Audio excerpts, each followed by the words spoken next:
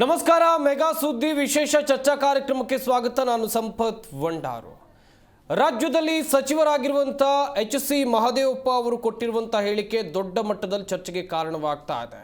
ಮಂಡ್ಯ ಜಿಲ್ಲೆಯಲ್ಲಿ ಅಂಬೇಡ್ಕರ್ ಭವನದಲ್ಲಿ ಕೊಟ್ಟಂಥ ಹೇಳಿಕೆ ಇದೆಯಲ್ಲ, ಕನ್ನಂಬಾಡಿ ಅಣೆಕಟ್ಟಿಗೆ ಅಡಿಗಲ್ಲು ಹಾಕಿದ್ದು ಟಿಪ್ಪು ಎನ್ನುವಂಥದ್ದಾಗಿ ಇದು ದೊಡ್ಡ ಮಟ್ಟದಲ್ಲಿ ಆಕ್ರೋಶ ವ್ಯಕ್ತವಾಗ್ತಾ ಇದೆ. ಹಾಗಾದರೆ ಇದರ ಇತಿಹಾಸ ಏನು? ಅಷ್ಟೇ ಅಲ್ಲದೆ ಟಿಪ್ಪುನ ಪಾತ್ರ ಇದರಲ್ಲಿ ಇದೆಯಾ ಇಲ್ವಾ? ಇತಿಹಾಸ ತಜ್ಞರು ಏನು ಹೇಳ್ತಾರೆ? ಇದೇ ವಿಚಾರದ ಕುರಿತು ಮಾಹಿತಿಯನ್ನು ಕೊಡ್ತಾ ಹೋಗ್ತೀವಿ. ಇದೇ ನಮ್ಮ ಚರ್ಚಾ ವಿಷಯ, ಕನ್ನಂಬಾಡಿ ಹೊಸ ವಿವಾದ.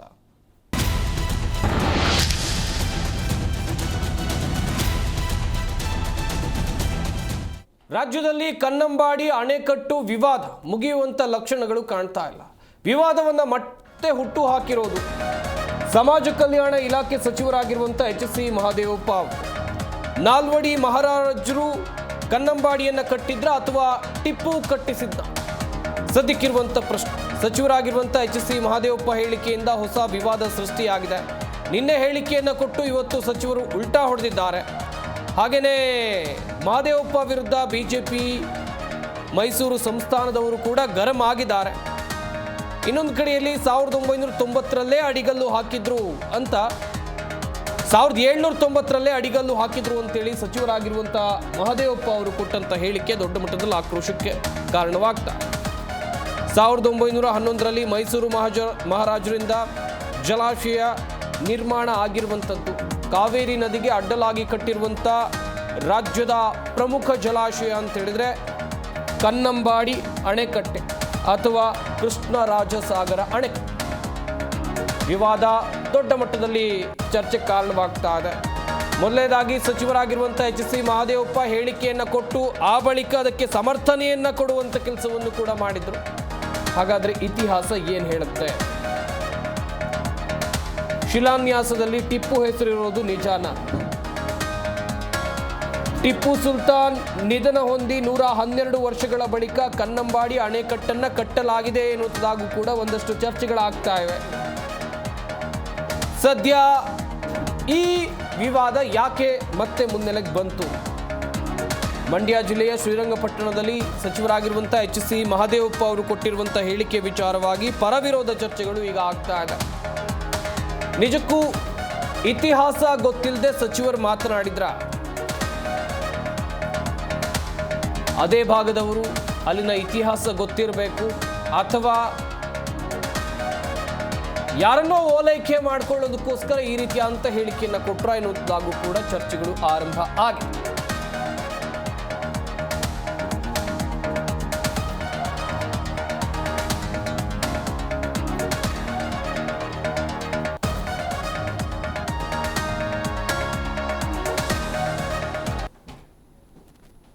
ಸಚಿವರಾಗಿರುವಂಥ ಎಚ್.ಸಿ. ಮಹದೇವಪ್ಪ ಅವರು ನಿನ್ನೆ ಏನು ಹೇಳಿಕೆಯನ್ನು ಕೊಟ್ಟರು, ಬಳಿಕ ಅದಕ್ಕೆ ಸ್ಪಷ್ಟನೆಯನ್ನು ಯಾವ ರೀತಿಯಾಗಿ ಕೊಟ್ಟಿದ್ದಾರೆ, ಇನ್ನೊಂದು ಕಡೆಯಲ್ಲಿ ವಿರೋಧ ಪಕ್ಷದವರ ವಾದ ಏನು, ಈ ಎಲ್ಲದರ ಕುರಿತಾಗಿ ಒಂದಷ್ಟು ನಾಯಕರು ಮಾತನಾಡಿದ್ದಾರೆ. ಬನ್ನಿ ನೋಡೋಣ. ಇವತ್ತು ಶ್ರೀರಂಗಪಟ್ಟಣ ನಮ್ಮ ಸ್ವಾಮಿಗಳು ಹೇಳಿದ್ರು ಹಿಸ್ಟಾರಿಕಲ್ ಪ್ಲೇಸ್. ನೀವು ಕನ್ನಂಬಾಡಿ ಒಳಗಡೆ ಹೋದ್ರೆ ಫಸ್ಟು ಅಡಿಗಲ್ಲು ಹಾಕಿರೋದೇ ಟಿಪ್ಪು ಸುಲ್ತಾನ್ ಅವರು ಕನ್ನಂಬಾಡಿ ಕಟ್ಟಕ್ಕೆ. ಏನು ಗುರುಗಳೇ ನೋಡಿದಿರ ನೀವು? ಕುಮಾರು ನೋಡಿದಿರಲ್ಲ? ಫಸ್ಟ್ ಹಾಕೋದು ಧೈರ್ಯನೇ ಇಲ್ಲ ಹೇಳಕ್ಕೆ ಅದನ್ನ. ಯಾಕೆಂದ್ರೆ ಅಂಬೇಡ್ಕರ್ ಹೇಳಿದ್ರೆ ಯಾರಿಗೆ ಚರಿತ್ರೆ ಗೊತ್ತಿಲ್ವೋ ಅವರು ಚರಿತ್ರೆ ನಿರ್ಮಾಣ ಮಾಡೋಕ್ಕಾಗಲ್ಲ. ಈ ಕಡೆ ಟಿಪ್ಪು ಅವ್ರಿಗೆ ಮಸೀದಿ ಇತ್ತು, ಆ ಕಡೆ ಶ್ರೀರಂಗಪಟ್ಟಣ ದೇವಸ್ಥಾನ ಇದೆ. ಈ ಕಡೆ ಅಲ್ಲವೋ ಅಕ್ಬರ್ ಅಂತಾರೆ, ಈ ಕಡೆ ಗಂಟೆನ ಹೊಡಿತದೆ. ಎರಡು ಕೇಳ್ಕೊಂಡಿದ್ರಲ್ಲ ಅವರು, ಎರಡು ಸಮಚಿತ್ತದಲ್ಲಿ ಇದ್ರಲ್ಲ. ಅವ್ರು ಮಾಡಿದ್ದೇನು? ದೇವದಾಸಿ ಪದ್ಧತಿಯನ್ನು ರದ್ದು ಮಾಡಿದ್ರು. ದೇವದಾಸಿ ಪದ್ಧತಿಗೆ ದೂಕೋದು ಯಾರನ್ನ? ಯಾವ ಶೋಷಿತ ಸಮುದಾಯದ ಮಹಿಳೆಯರು ಆರ್ಥಿಕ, ಶೈಕ್ಷಣಿಕ, ಔದ್ಯೋಗಿಕ ಅವಕಾಶಗಳಲ್ಲಿ ವಂಚಿತರಾಗಿದ್ದಾರೆ, ಬದುಕಿಗೆ ಒದ್ದಾಡ್ತಾ ಇದ್ದಾರೆ. ಆ ಕಾಲದಲ್ಲೇ ಟಿಪ್ಪು ಸುಲ್ತಾನ್ ರದ್ದು ಮಾಡಿದ್ರು ದೇವದಾಸಿ ಪದ್ಧತಿಯನ್ನು. ಲ್ಯಾಂಡ್ ರಿಫಾರ್ಮ್ಸ್ ಆಕ್ಟ್ ತಂದಿದ್ರು. ಅವ್ರ ಕಾಲದಲ್ಲಿ ಇರೋರಿಗೆ ಒಂದೇ 1 ಇಂಚು ಭೂಮಿ ಕೊಟ್ಟಿರಲಿಲ್ಲ ಅವರು. ಬಡವರು ಏನು ಕಟ್ಟಿ ಓದ್ಕೊಂಡಿದ್ದೀನಿ ನೀನು? ಕಂಟಿನ್ಯೂ ನಿಧಾನ ಬಂದಿಲ್ಲಕ್ಕೆ ಒಂದೇ ಒಂದು ಇಂಚು ಭೂಮಿನ ಉಳ್ಳವರು ಕೊಡ್ತಿರ್ಲಿಲ್ಲ ಅವರು. ಏನ್ ಪುಟ್ಟೇಗೌಡ್ರೆ, ನೀವು ವಕೀಲರೆಲ್ಲ ಓದಿದ್ರಿ ನನಗೆ ಚೆನ್ನಾಗಿ. ಆಮೇಲೆ ಇನ್ನೇನು ಮಾಡಿದ್ರು ಅವರು, ಇಡೀ ಭಾರತ ದೇಶಕ್ಕೆ ಸಿರಿಕಲ್ಚರ್ನ ತಂದವರೇ ಅವರು. ಟಿಪ್ಪು ಸುಲ್ತಾನ್. ಈಗ ನೋಡಿ, KRS ಡ್ಯಾಮ್ನ ಟಿಪ್ಪು ಸುಲ್ತಾನ್ ಕಟ್ಟಿದ್ದಾರೆ ಅಂತ ನಾನು ಹೇಳೇ ಇಲ್ಲ, ಹೇಳಕ್ಕೆ ಬರೋದು ಇಲ್ಲ, ಹೇಳೂ ಇಲ್ಲ, ಹೇಳಕ್ಕೆ ಬರೋದು ಇಲ್ಲ. ಮತ್ತು ನಾಲ್ವಡಿ ಕೃಷ್ಣರಾಜ ಒಡೆಯರು ನಿಜವಾಗಿ ಕಟ್ಟಿದವರು ನಾಲ್ವಡಿ ಕೃಷ್ಣರಾಜ ಒಡೆಯರೇ. ಸೊ ಇದು ಸಬ್ಜೆಕ್ಟು. ನಾನು ಹೇಳಿದ್ದೇನು ಅಂದರೆ, ನಾವು KRSಗೆ ಹೋಗ್ತಾ ಇರ್ತೀವಿ, ನೋಡ್ತಾ ಇರ್ತೀವಿ, ಸುಮಾರು ಪುಸ್ತಕಗಳನ್ನು ಬರೆದಿದ್ದಾರೆ. 1911 ಇಸ್ವಿನಲ್ಲಿ KRS ಡ್ಯಾಮ್ ಕಟ್ಟೋದಕ್ಕೆ ಕೆಲಸನ ನಾಲ್ವಡಿ ಕೃಷ್ಣರಾಜ ಒಡೆಯರು ಪ್ರಾರಂಭ ಮಾಡ್ತಾರೆ 1911 ಇಸ್ವಿನಲ್ಲಿ. ಅದು ಮಾಡುವಾಗ ಅಲ್ಲಿ ಒಂದು ಕಲ್ಲು ಸಿಗುತ್ತೆ.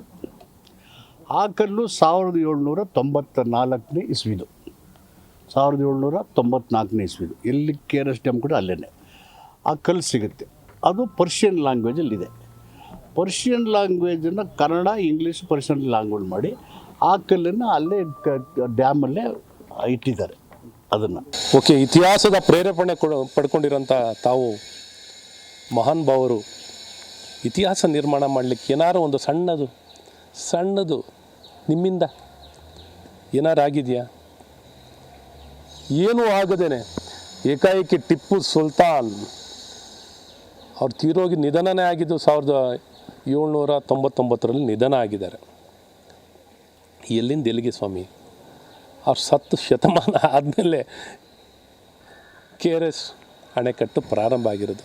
ಹಾಗಾಗಿ ಸಮಾಜದಲ್ಲಿ ಅವರೇನು ಇವತ್ತು ನಾಲ್ವಡಿ ಕೃಷ್ಣರಾಜ ಒಡೆಯವರೇನು ಇವತ್ತು ನಮ್ಮ ಜೊತೆಲಿರೋ ಪೈಪೋಟಿ ಮಾಡುವಂಥ ಸ್ಪರ್ಧೆ ಮಾಡ್ತಿರುವಂಥ ರಾಜಕಾರಣಿ ಏನಲ್ಲ. ಅವ್ರನ್ನ ಸ್ಮರಿಸ್ಕೊಳ್ಳೋದು ಯಾವ ರೀತಿ ಒಬ್ಬ ವ್ಯಕ್ತಿ ಸಂಪನ್ಮೂಲ ಇದ್ದಾಗ, ಜವಾಬ್ದಾರಿ ಇದ್ದಾಗ ನಾಡಿನ ಪರವಾಗಿ ಹೇಗೆ ಕೆಲಸ ಮಾಡ್ತೀರ ಅನ್ನೋದಕ್ಕೆ ಒಂದು ಪ್ರೇರೇಪಣೆ.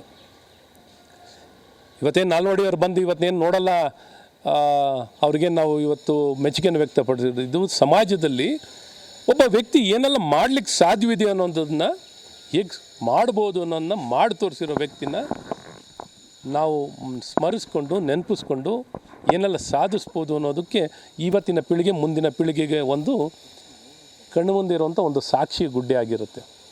ಹಾಗಾಗಿ ಇವತ್ತು ನೀವು ನಿಮ್ಮ ಸರ್ಕಾರ ಇವತ್ತು ಪರಿಶಿಷ್ಟ ಜಾತಿ ಮತ್ತು ಪಂಗಡದ ಹಣವನ್ನು ಗ್ಯಾರಂಟಿಗೆ ವರ್ಗೀಕರಿಸಿ ಸಮರ್ಥಿಸ್ಕೊಳ್ಳುವಂಥ ಏನಾರ ಒಂದು ಸರ್ಕಾರ ಇದ್ದರೆ ನೀವು ಇವತ್ತು ಟಿಪ್ಪು ಸುಲ್ತಾನ್ನ ಭಾಳ ಸ್ಮರಿಸ್ಕೊಂಡಿದ್ದೀರಾ. ಏನು ಮಾಡಲಿಕ್ಕೆ ಏನು ಹೇಳಕ್ಕೆ ಹೋಗಿದ್ರಿ ಪಾಪ ಗೊತ್ತಿಲ್ಲ. ಹಾಗಾಗಿ ಇಂಥ ದಾರಿ ತಪ್ಪಿಸುವಂಥ ಕೆಲಸಗಳನ್ನ ಬಿಟ್ಟು ಇವತ್ತು ನಿಮ್ಮ ಸರ್ಕಾರದಲ್ಲಿ ಸ್ವಾಮಿ ಟಿಪ್ಪು ಸುಲ್ತಾನ್ದು ಕತೆ ಹೇಳಿದ್ರಿ, ನಿಮ್ಮದು ಒಂಚೂರು ಹೇಳ್ಕೋಬೇಕಿತ್ತು. ನೀವೇನು ಕೆಲಸ ಮಾಡಿದ್ದೀರಾ ಅಂತ ಹೇಳಬೇಕಲ್ವಾ? ಏನು ಅಂತ ಕೆಲಸ ಮಾಡ್ದೇನೆ ರಾಜಕೀಯದಲ್ಲಿ ತುಷ್ಟೀಕರಣ ಮಾಡಿಕೊಂಡು ಸಮಾಜ ಒಡೆಯೋ ಕೆಲಸಗಳನ್ನ ಮಾಡಿಕೊಂಡು ಕೆಲಸ ಮಾಡ್ತಿರುವಂಥ ತಮ್ಮಂಥವ್ರು ಯಾವ ನೈತಿಕತೆ ಇಲ್ಲ, ನಿಮಗೆ ಮೌಲ್ಯವೂ ಇಲ್ಲ. ನಿಮ್ಮಂಥ ರಾಜಕಾರಣಿಗಳು ನಮ್ಮ ಸಮಾಜದಲ್ಲಿರೋದೇ ಒಂದು ದೊಡ್ಡ ಭಾರ ಅಂತಲೂ ಹೇಳೋಕ್ಕೆ ಸಂದರ್ಭದಲ್ಲಿ ಹೇಳೋಕ್ಕೆ ಇಷ್ಟಪಡ್ತೀನಿ.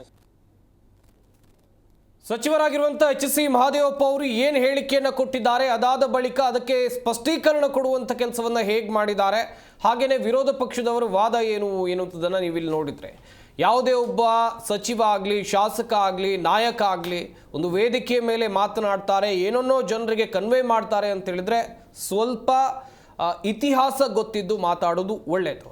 ಇತಿಹಾಸ ಗೊತ್ತಿಲ್ಲದೆ HC ಮಹದೇವಪ್ಪ ಅವರು ಮಾತನಾಡಿದ್ದಾರೆ ಎನ್ನುವುದಾಗೂ ಕೂಡ ಚರ್ಚೆಗಳಾಗ್ತಾ ಇವೆ. ಏನು ಮಾತಾಡಿದ್ರು ಚಪ್ಪಾಳೆ ಹೊಡಿತಾರೆ ಎದುರು ಕೂತವರು, ಹಾಗಂತ ಅಲ್ಲ. ಚರ್ಚೆಯನ್ನು ಮಾಡ್ತಾ ಹೋಗೋಣ. ನಮ್ಮ ಸ್ಟುಡಿಯೋದಲ್ಲಿ ಅತಿಥಿಗಳು ಕೂಡ ಜಾಯ್ನ್ ಆಗಿದ್ದಾರೆ. ಮೊದಲನೇದಾಗಿ ಇತಿಹಾಸ ತಜ್ಞರಾಗಿರುವಂಥ ಪ್ರೊಫೆಸರ್ MV ಶ್ರೀನಿವಾಸ್ ಅವರು ನಮ್ಮ ಈ ಕಾರ್ಯಕ್ರಮದಲ್ಲಿದ್ದಾರೆ. ಸರ್ ನಮಸ್ಕಾರ, ಕಾರ್ಯಕ್ರಮಕ್ಕೆ ಸ್ವಾಗತ. ಸರ್, ಗಮನಿಸಿದ್ರಿ, ಒಂದು ಕಡೆಯಲ್ಲಿ ದೊಡ್ಡ ಮಟ್ಟದಲ್ಲಿ ಚರ್ಚೆ ಆಗ್ತಾ ಇದೆ HC ಮಹದೇವಪ್ಪ ಅವರು ಕೊಟ್ಟಂತ ಹೇಳಿಕೆ. ಆದರೆ ಇತಿಹಾಸ ಏನು ಹೇಳುತ್ತೆ ಸರ್? ಈ ಇತಿಹಾಸ ಮಹದೇವಪ್ಪನವರು ಟಿಪ್ಪುವನ್ನು ಕುರಿತು ಕೆಲವು ಬಹಳ ಅಪ್ರಬುದ್ಧವಾದ ಹೇಳಿಕೆಗಳು ಕೊಟ್ಟಿದ್ದಾರೆ.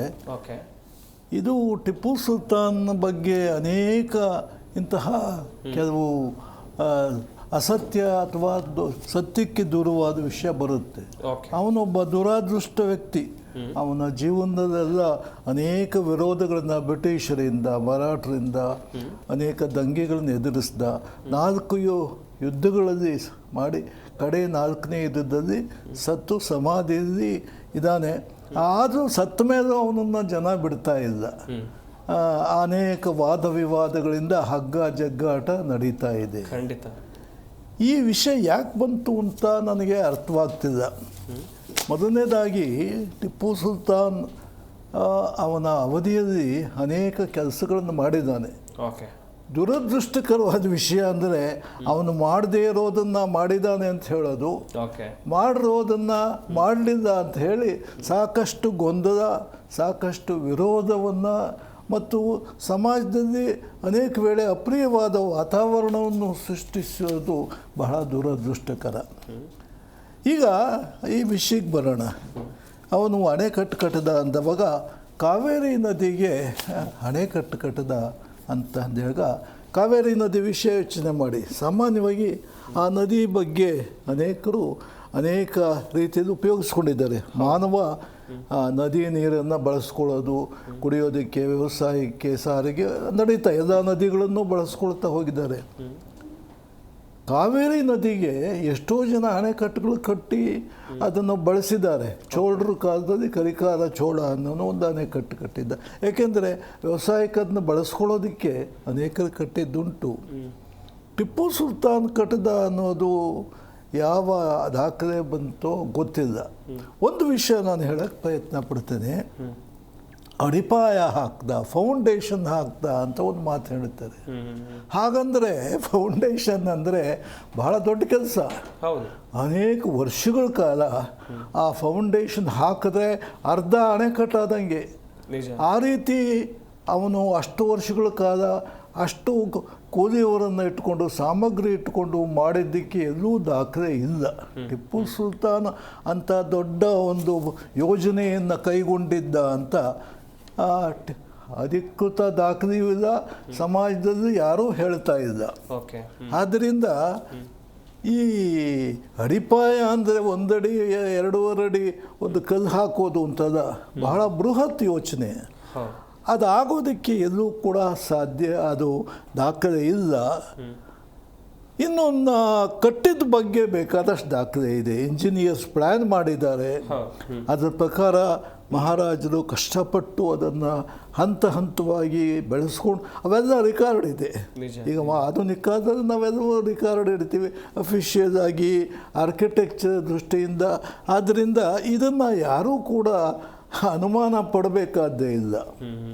ಈ ಟಿಪ್ಪು ಸುಲ್ತಾನ್ ಕಟ್ಟದ ಅಡಿಪಾಯ ಹಾಕದ ಅನ್ನೋ ಮಾತು ಯಾತಕ್ಕೆ ಬಂತು ಅನ್ನೋದು ನನಗೆ ಅರ್ಥವಾಗ್ತಿಲ್ಲ. ಇಲ್ಲಿ ಇದು ನಾದೋಡಿಯವರು ಕಟ್ಟಿದ್ದಕ್ಕೆ ಸಾಕಷ್ಟು ಆಧಾರಗಳಿದೆ. ಅದರ ಬಗ್ಗೆ ಬೇಕಾದಷ್ಟು ನಮ್ಮ ಜನ ನಂಬಿಕೊಂಡಿದ್ದಾರೆ. ಅದನ್ನು ಚರಿತ್ರೆ ದಾಖಲೆ ಮಾಡಿದ್ದೀವಿ. ಆದ್ದರಿಂದ ಇದಕ್ಕೆ ಏನು ನಾನು ರಾಜಕೀಯ ವಿಷಯಕ್ಕೆ ಹೋಗೋದಕ್ಕೆ ಇಷ್ಟಪಡೋದಿಲ್ಲ. ನೀವು ಹೇಳಿದಂತೆ ಇವರು ಇತಿಹಾಸಕಾರರು ಆಗಿದ್ದರೆ ಈ ರೀತಿ ಮಾತಾಡ್ತಿರಲ್ಲ. ಇತಿಹಾಸದ ಬಗ್ಗೆ ಸ್ವಲ್ಪ ಆದರೂ ಜ್ಞಾನ ಇರಬೇಕಿತ್ತು ಆ ಭಾಗದವರೇ ಸರ್ ಅವರು ಕೂಡ. ಅದು ನೀವು ಹೇಳಿದ್ದೊಂದು ಮಾತು ಭಾಳ ಚೆನ್ನಾಗಿದೆ. ನಾವು ನಮ್ಮ ದೇಶಕ್ಕೆ ಒಂದು ಉಜ್ವಲವಾದ ಇತಿಹಾಸ ಇದೆ. ಕರ್ನಾಟಕಕ್ಕೆ ಅನೇಕ ಸಂತತಿಯವರು, ವಿಜಯನಗರದವರು, ಒಡೆಯರು ಒಳ್ಳೆ ಕೆಲಸ ಮಾಡಿದ್ದಾರೆ. ಅದನ್ನ ತಿಳ್ಕೊಬೇಕು ನಾವು. ತಿಳ್ಕೊಂಡು ಅವರ ಕೊಡುಗೆ ಏನು, ನಮ್ಮ ದೇಶದಲ್ಲಿ ಅಂಥ ಒಂದು ಸಂಸ್ಕೃತಿ ಬೆಳೆಸ್ಕೊಂಡ್ಬಂದರು, ಇದನ್ನು ತಿಳ್ಕೊಳ್ಳದೆ ತಪ್ಪಾಗಿ ಹೇಳ್ತಾ ಹೋಗೋದು ನಮ್ಮ ದೇಶಕ್ಕೆ, ಸಂಸ್ಕೃತಿಗೆ, ನಾಡಿಗೆ ಅಪಮಾನ ಮಾಡೋದಂತೆ. ಇದು ಯಾವುದೋ ಒಂದು ಕಾರಣಕ್ಕೆ, ಅದೇನು ಓಲೈಸೋದು, ರಾಜಕೀಯಕ್ಕೋ ಅಜ್ಞಾನಕ್ಕೋ ಯಾವ ಕಾರಣಕ್ಕೋ ಇವರಿಂಥ ಒಂದು ಮಾತು ಹೇಳಿರೋದು ದುರದೃಷ್ಟಕರ. ಸರ್, ಇನ್ನೊಂದು ವಿಚಾರ ಅಂತ ಹೇಳಿದ್ರೆ, ಈ ಕನ್ನಂಬಾಡಿ ಅಣೆಕಟ್ಟು ಕಟ್ಟುವಂತ ಸಂದರ್ಭದಲ್ಲಿ ಪರಿಸ್ಥಿತಿ ಹೇಗಿತ್ತು ಸರ್? ಪರಿಸ್ಥಿತಿ ನೀವು ಯಾವುದು ರಾಜಕೀಯ ಪರಿಸ್ಥಿತಿ ಅಲ್ಲ, ಮೈಸೂರು ಸಂಸ್ಥಾನ ಆಗಿರಬಹುದು, ಒಡೆಯರ್ ಇದಕ್ಕಾಗಿ ಯೋಜನೆಯನ್ನು ರೂಪಿಸಿದ್ದಾಗಿರಬಹುದು, ಈ ಬಗ್ಗೆ ಇತಿಹಾಸದ ಬಗ್ಗೆ ಹೇಳ್ತಾ ಹೋಗೋದಾದ್ರೆ ಸರ್, ಈಗ ಆ ಕನ್ನಂಬಾಡಿ ಅಣೆಕಟ್ಟು ಬರೋದಕ್ಕೆ ಮುಂಚೆ ಆ ಪ್ರದೇಶದಲ್ಲಿ ನೀರಾವರಿ ವ್ಯವಸಾಯ ಇರಲಿಲ್ಲ. ಓಕೆ. ಈ ಪ್ರದೇಶ ಈಗ ಯಾವುದು ಕಾವೇರಿ ನದಿ ನೀರು ಉಣಿಸ್ತಾ ಇದೆಯೋ ಆ ಪ್ರದೇಶ ಬರಡಾಗಿತ್ತು. ಬರಡಾಗಿದ್ದರಿಂದ ಜನಗಳು ಕೂಡ ಅವರು ಬಡತನದಲ್ಲಿ ಬೇಯ್ತಾ ಇದ್ದರು. ಅಂತಹ ಹಿಂದುಳಿದ ಪ್ರದೇಶಕ್ಕೆ ಅಲ್ಲಿ ಅದಕ್ಕೆ ಒಂದು ಜೀವವನ್ನು ಕೊಟ್ಟು ಅಲ್ಲಿ ಆರ್ಥಿಕ ಅಭಿವೃದ್ಧಿ ಮಾಡೋ ಉದ್ದೇಶದಿಂದ ನಮ್ಮ ಮಹಾರಾಜರು ಈ ಅಣೆಕಟ್ಟು ಕಟ್ಟಿದ್ರು. ಕಟ್ಟಿದ ಮೇಲೆ ನಮ್ಮ ರಾಜ್ಯದ ಒಂದು ದೊಡ್ಡ ವಿಭಾಗಕ್ಕೆ ಅವರು ಇದು ನೀರಾವರಿ ಬಂದು, ವ್ಯವಸಾಯ ಬಂದು, ಆರ್ಥಿಕ ಸ್ಥಿತಿ, ಸಾಮಾಜಿಕ ಸ್ಥಿತಿ ಎಲ್ಲವೂ ಉದ್ಧಾರವಾಯಿತು. ಆದ್ದರಿಂದ ನಾಲ್ವಡಿ ಕೃಷ್ಣರಾಜ ಒಡೆಯರು ನಮ್ಮ ನಾಡಿನ ಅನೇಕ ಕ್ಷೇತ್ರಗಳಲ್ಲಿ ತುಂಬ ಬೆಲೆ ಬಾಳುವಂಥ, ತುಂಬ ನೈತಿಕವಾದ, ಆಳವಾದ ಸುಧಾರಣೆಗಳನ್ನು ಮಾಡಿ ಜನರಿಗೆ ಅಗತ್ಯವಾದ ಅನೇಕ ಸುಧಾರಣೆಗಳನ್ನು, ಕ್ರಮಗಳನ್ನು ಕೈಗೊಂಡಿದ್ದಾರೆ. ಇದು ಕೂಡ ಅವರ ಒಂದು ಕೊಡುಗೆ ಅಂತ ಹೇಳ್ಬೋದು. ಆದ್ದರಿಂದ ಅವರು ಎಷ್ಟು ಕಷ್ಟಪಟ್ಟರು, ಆ ಅಣೆಕಟ್ಟು ಕಟ್ಟಬೇಕಾದ್ರೆ ದೊಡ್ಡ ಪ್ರಮಾಣದ ಮೊತ್ತ ಬೇಕಾಯಿತು. ಅದಕ್ಕೆ ತಮ್ಮಲ್ಲಿರುವ ಒಡವೆಗಳನ್ನೆಲ್ಲ ಮುಂಬೈಯಲ್ಲಿ ಮಾರಿ ಆ ಅಣೆಕಟ್ಟು ಕಟ್ಟಿದ್ರು. ಆದ್ದರಿಂದ ಇದರ ಬಗ್ಗೆ ಯಾವುದೇ ವಿಧವಾದ ಅನುಮಾನ, ವಿವಾದ ಇಲ್ಲ. ಆದ್ದರಿಂದ ಆ ಸ್ಥಿತಿ ಅದು ಹೇಗಿತ್ತು ಅಂತಂದರೆ, ಅದೇ ನಮ್ಮಲ್ಲಿ ಬಡತನ ಇತ್ತು, ವ್ಯವಸಾಯ ಕೂಡ ಹಿಂದುಳಿದಿತ್ತು. ಆದ್ದರಿಂದ ಅದನ್ನು ಉದ್ಧಾರ ಮಾಡೋದಕ್ಕೋಸ್ಕರ ಆ ಸಮಸ್ಯೆ ಬಗೆಹರಿಸಿ ನಮ್ಮ ನಾಡಿನ ಒಂದು ಸಂಪತ್ತನ್ನು ವೃದ್ಧಿ ಮಾಡೋ ಉದ್ದೇಶದಿಂದ ಅವರು ಈ ಯೋಜನೆಯನ್ನು ಕೈಗೊಂಡರು. ಹಾಗಾದರೆ ಒಂದಂತೂ ಸತ್ಯ ಸರ್, ಕನ್ನಂಬಾಡಿ ಅಣೆಕಟ್ಟಿಗೂ ಟಿಪ್ಪು ಸುಲ್ತಾನ್ಗೂ ಸಂಬಂಧ ಇಲ್ಲ. ಇಲ್ಲಿ ಒಂದು ವಿಷಯ ಹೇಳಬೇಕು ಅಂತಿದ್ದೀನಿ. ಟಿಪ್ಪು ಸುಲ್ತಾನ್ ಯಾವುದೋ ಒಂದು ಕಲ್ ಮೇಲೆ ಒಂದು ಪರ್ಷಿಯನ್ ಭಾಷೆಯಲ್ಲಿ ಬರದ ಅಂತಂದರೆ ಅದು ಅಣೆಕಟ್ಟು ಕನ್ನಂಬಾಡಿಗೆ ಸಂಬಂಧಪಟ್ಟಿದ್ದು ಅಂತಲ್ಲ. ನಿಮಗೊಂದು ಉದಾಹರಣೆ ಹೇಳ್ತೀನಿ. ನಾನಿದ್ದ ಒಂದು ಹಳ್ಳಿಯಲ್ಲಿ ಒಂದು ಹಳ್ಳ, ಅಲ್ಲಿ ರೈತರು ಅಣೆಕಟ್ಟು ಕಟ್ತಾ ಇದ್ದರು. ಅಣೆಕಟ್ಟು ಎಲ್ಲ ಕಿತ್ಕೊಂಡು ಹೋಗ್ತಾ ಇತ್ತು. ಕಡೆಗೆ ಸರ್ಕಾರ ಬಂದು ಅದಕ್ಕೊಂದು ಸಿಮೆಂಟಿಂದ ಒಂದೊಳ್ಳೆ ಅಣೆಕಟ್ಟನ್ನು ಕಟ್ಟಿದರು. ಆ ರೈತರು ಕಟ್ತಾ ಇದ್ದನ್ನೆಲ್ಲ ಅವ್ರದ್ದೇ ಅಣೆಕಟ್ಟು ಅಂತ ಹೇಳೋಕ್ಕಾಗತ್ತಾ? ಹಾಗೆ ಈ ಅಣೆಕಟ್ಟು ಕಟ್ಟೋದಕ್ಕೆ ಸರ್ಕಾರ ಮಾಡಿದ ಈ ಕೆಲಸಕ್ಕೆ ಟಿಪ್ಪು ಸುಲ್ತಾನ್ ಅವನು ಯಾವುದೋ ಒಂದು ಪ್ರದೇಶದಲ್ಲಿ ಮಾಡುವ ಒಂದು ಉದ್ದೇಶವನ್ನು ಹೊಂದಿದ್ದ. ಅವನು ಮಾಡೋಕ್ಕಾಗಲಿಲ್ಲ ಅನೇಕ ವೇಳೆ. ಯಾಕೆಂದರೆ ಟಿಪ್ಪು ಸುಲ್ತಾನ್ ಜೀವಿತಾವಧಿಯಲ್ಲಿ ಅನೇಕ ವಿರೋಧಗಳನ್ನು, ಶತ್ರುಗಳನ್ನು ಎದುರಿಸಿದ. ಅವನ ಹೆಚ್ಚಿನ ಅವನ ಬಾಳಿನ ಬಹಳಷ್ಟು ಭಾಗವನ್ನು ಯುದ್ಧಗಳಲ್ಲೇ ಕಳೆದ. ಇಂಥ ಒಂದು ಬೃಹತ್ ಯೋಜನೆಗಳನ್ನು ಕೈಗೊಂಡಿದ್ದು ಎಲ್ಲೂ ಕೂಡ ಅವನ ಕೈಲಿ ಆಗ್ತಿರಲ್ಲ. ಸಮಯ ಅಥವಾ ಸಂಪತ್ತು ಮತ್ತು ಟೆಕ್ನಾಲಜಿ ಕೂಡ ಇರಲಿಲ್ಲ. ಆದ್ದರಿಂದ ಟಿಪ್ಪು ಒಂದು ಉದ್ದೇಶವನ್ನು ಹೊಂದಿದ್ದ. ಟಿಪ್ಪುಗೆ ಅನೇಕ ಸುಧಾರಣಾ ಒಂದು ದೃಷ್ಟಿ ಇತ್ತು. ಕೆಲವು ಕ್ಷೇತ್ರಗಳಲ್ಲಿ ಈಗ ರೈತರಿಗೆ ಅನೇಕ ವಿಧವಾದ ಸೌಲಭ್ಯಗಳನ್ನು ಕೊಟ್ಟ, ಭೂ ಸುಧಾರಣೆ, ಭೂ ಹಿಡುವಳಿ, ಇಂಥ ವಿಷಯದಲ್ಲಿ ಕೆಲವು ಅವನು ತಗೊಂಡಿದ್ದ ಕೆಲವು ಕ್ರಮಗಳು ಪ್ರಜೆಗಳಿಗೆ, ಹಿಂದುಳಿದವರಿಗೆ ಕೆಲವು ಉಪಯೋಗ ಮಾಡದ. ಆದರೆ ಇದು ಬಹಳ ಬೃಹತ್ ಯೋಜನೆ. ಈ ಯೋಜನೆ ಟಿಪ್ಪುವಿನಿಂದ ಆಗಿದ್ದ ಅಲ್ಲ. ಅದನ್ನು ಯಾರೂ ಕೂಡ ಊಹೆ ಮಾಡೋಕ್ಕೂ ಆಗೋದಿಲ್ಲ. ಸರ್, ಇನ್ನೊಂದು ಕಡೆಯಲ್ಲಿ ಒಡೆಯರ್ಗೆ ಇಂಥ ಒಂದು ಪರಿಕಲ್ಪನೆ ಯಾಕೆ ಬಂತು ಅಂತೇಳಿ, ಒಂದು ಜಲಾಶಯವನ್ನು ಆ ಕಾಲದಲ್ಲೇ ನಿರ್ಮಾಣ ಮಾಡಬೇಕು, ಹಾಗೆಯೇ ಆ ಜಲಾಶಯದಿಂದ ಸಾಕಷ್ಟು ಊರುಗಳಿಗೆ ಸಹಾಯ ಆಗಬೇಕು ಎನ್ನುವಂಥ ಪರಿಕಲ್ಪನೆ ಹೇಗೆ ಬಂತು ಅಂತ? ನಾನು ಈಗ ತಾನೇ ನಿಮ್ಗೆ ಹೇಳಿದೆ, ನದಿಗಳನ್ನು ಕಂಡಾಗ ಪ್ರತಿಯೊಬ್ಬ ಮನುಷ್ಯನೂ ಕೂಡ ಆ ನದಿಯಲ್ಲಿ ಹರಿದು ಹೋಗುವ ನೀರನ್ನು ಉಪಯೋಗಿಸ್ಕೊಂಡು ತನ್ನ ಬಾಳನ್ನು ಅವನು ಸುಧಾರಿಸ್ಕೊಳ್ಬೇಕು ಅನ್ನುವ ಒಂದು ಆಸೆ ಇದ್ದೇ ಇರುತ್ತೆ. ಪ್ರಪಂಚದ ಎಲ್ಲ ನದಿಗಳಲ್ಲೂ ಕೂಡ ಜನರು ಉಪಯೋಗಿಸ್ಕೊಂಡು ಆ ನೀರಿನಿಂದ ತಾವು ಕುಡಿಯೋದಕ್ಕೆ, ವ್ಯವಸಾಯಕ್ಕೆ, ಸಾರಿಗೆಗೆ ಬಳಸ್ಕೊಳ್ತಾ ಬಂದಿದ್ದಾರೆ. ಆದ್ದರಿಂದ ಈ ಮಹಾರಾಜರು ಮಾಡಿದ್ದೇನು ಹೊಸದು ಅಂತದ.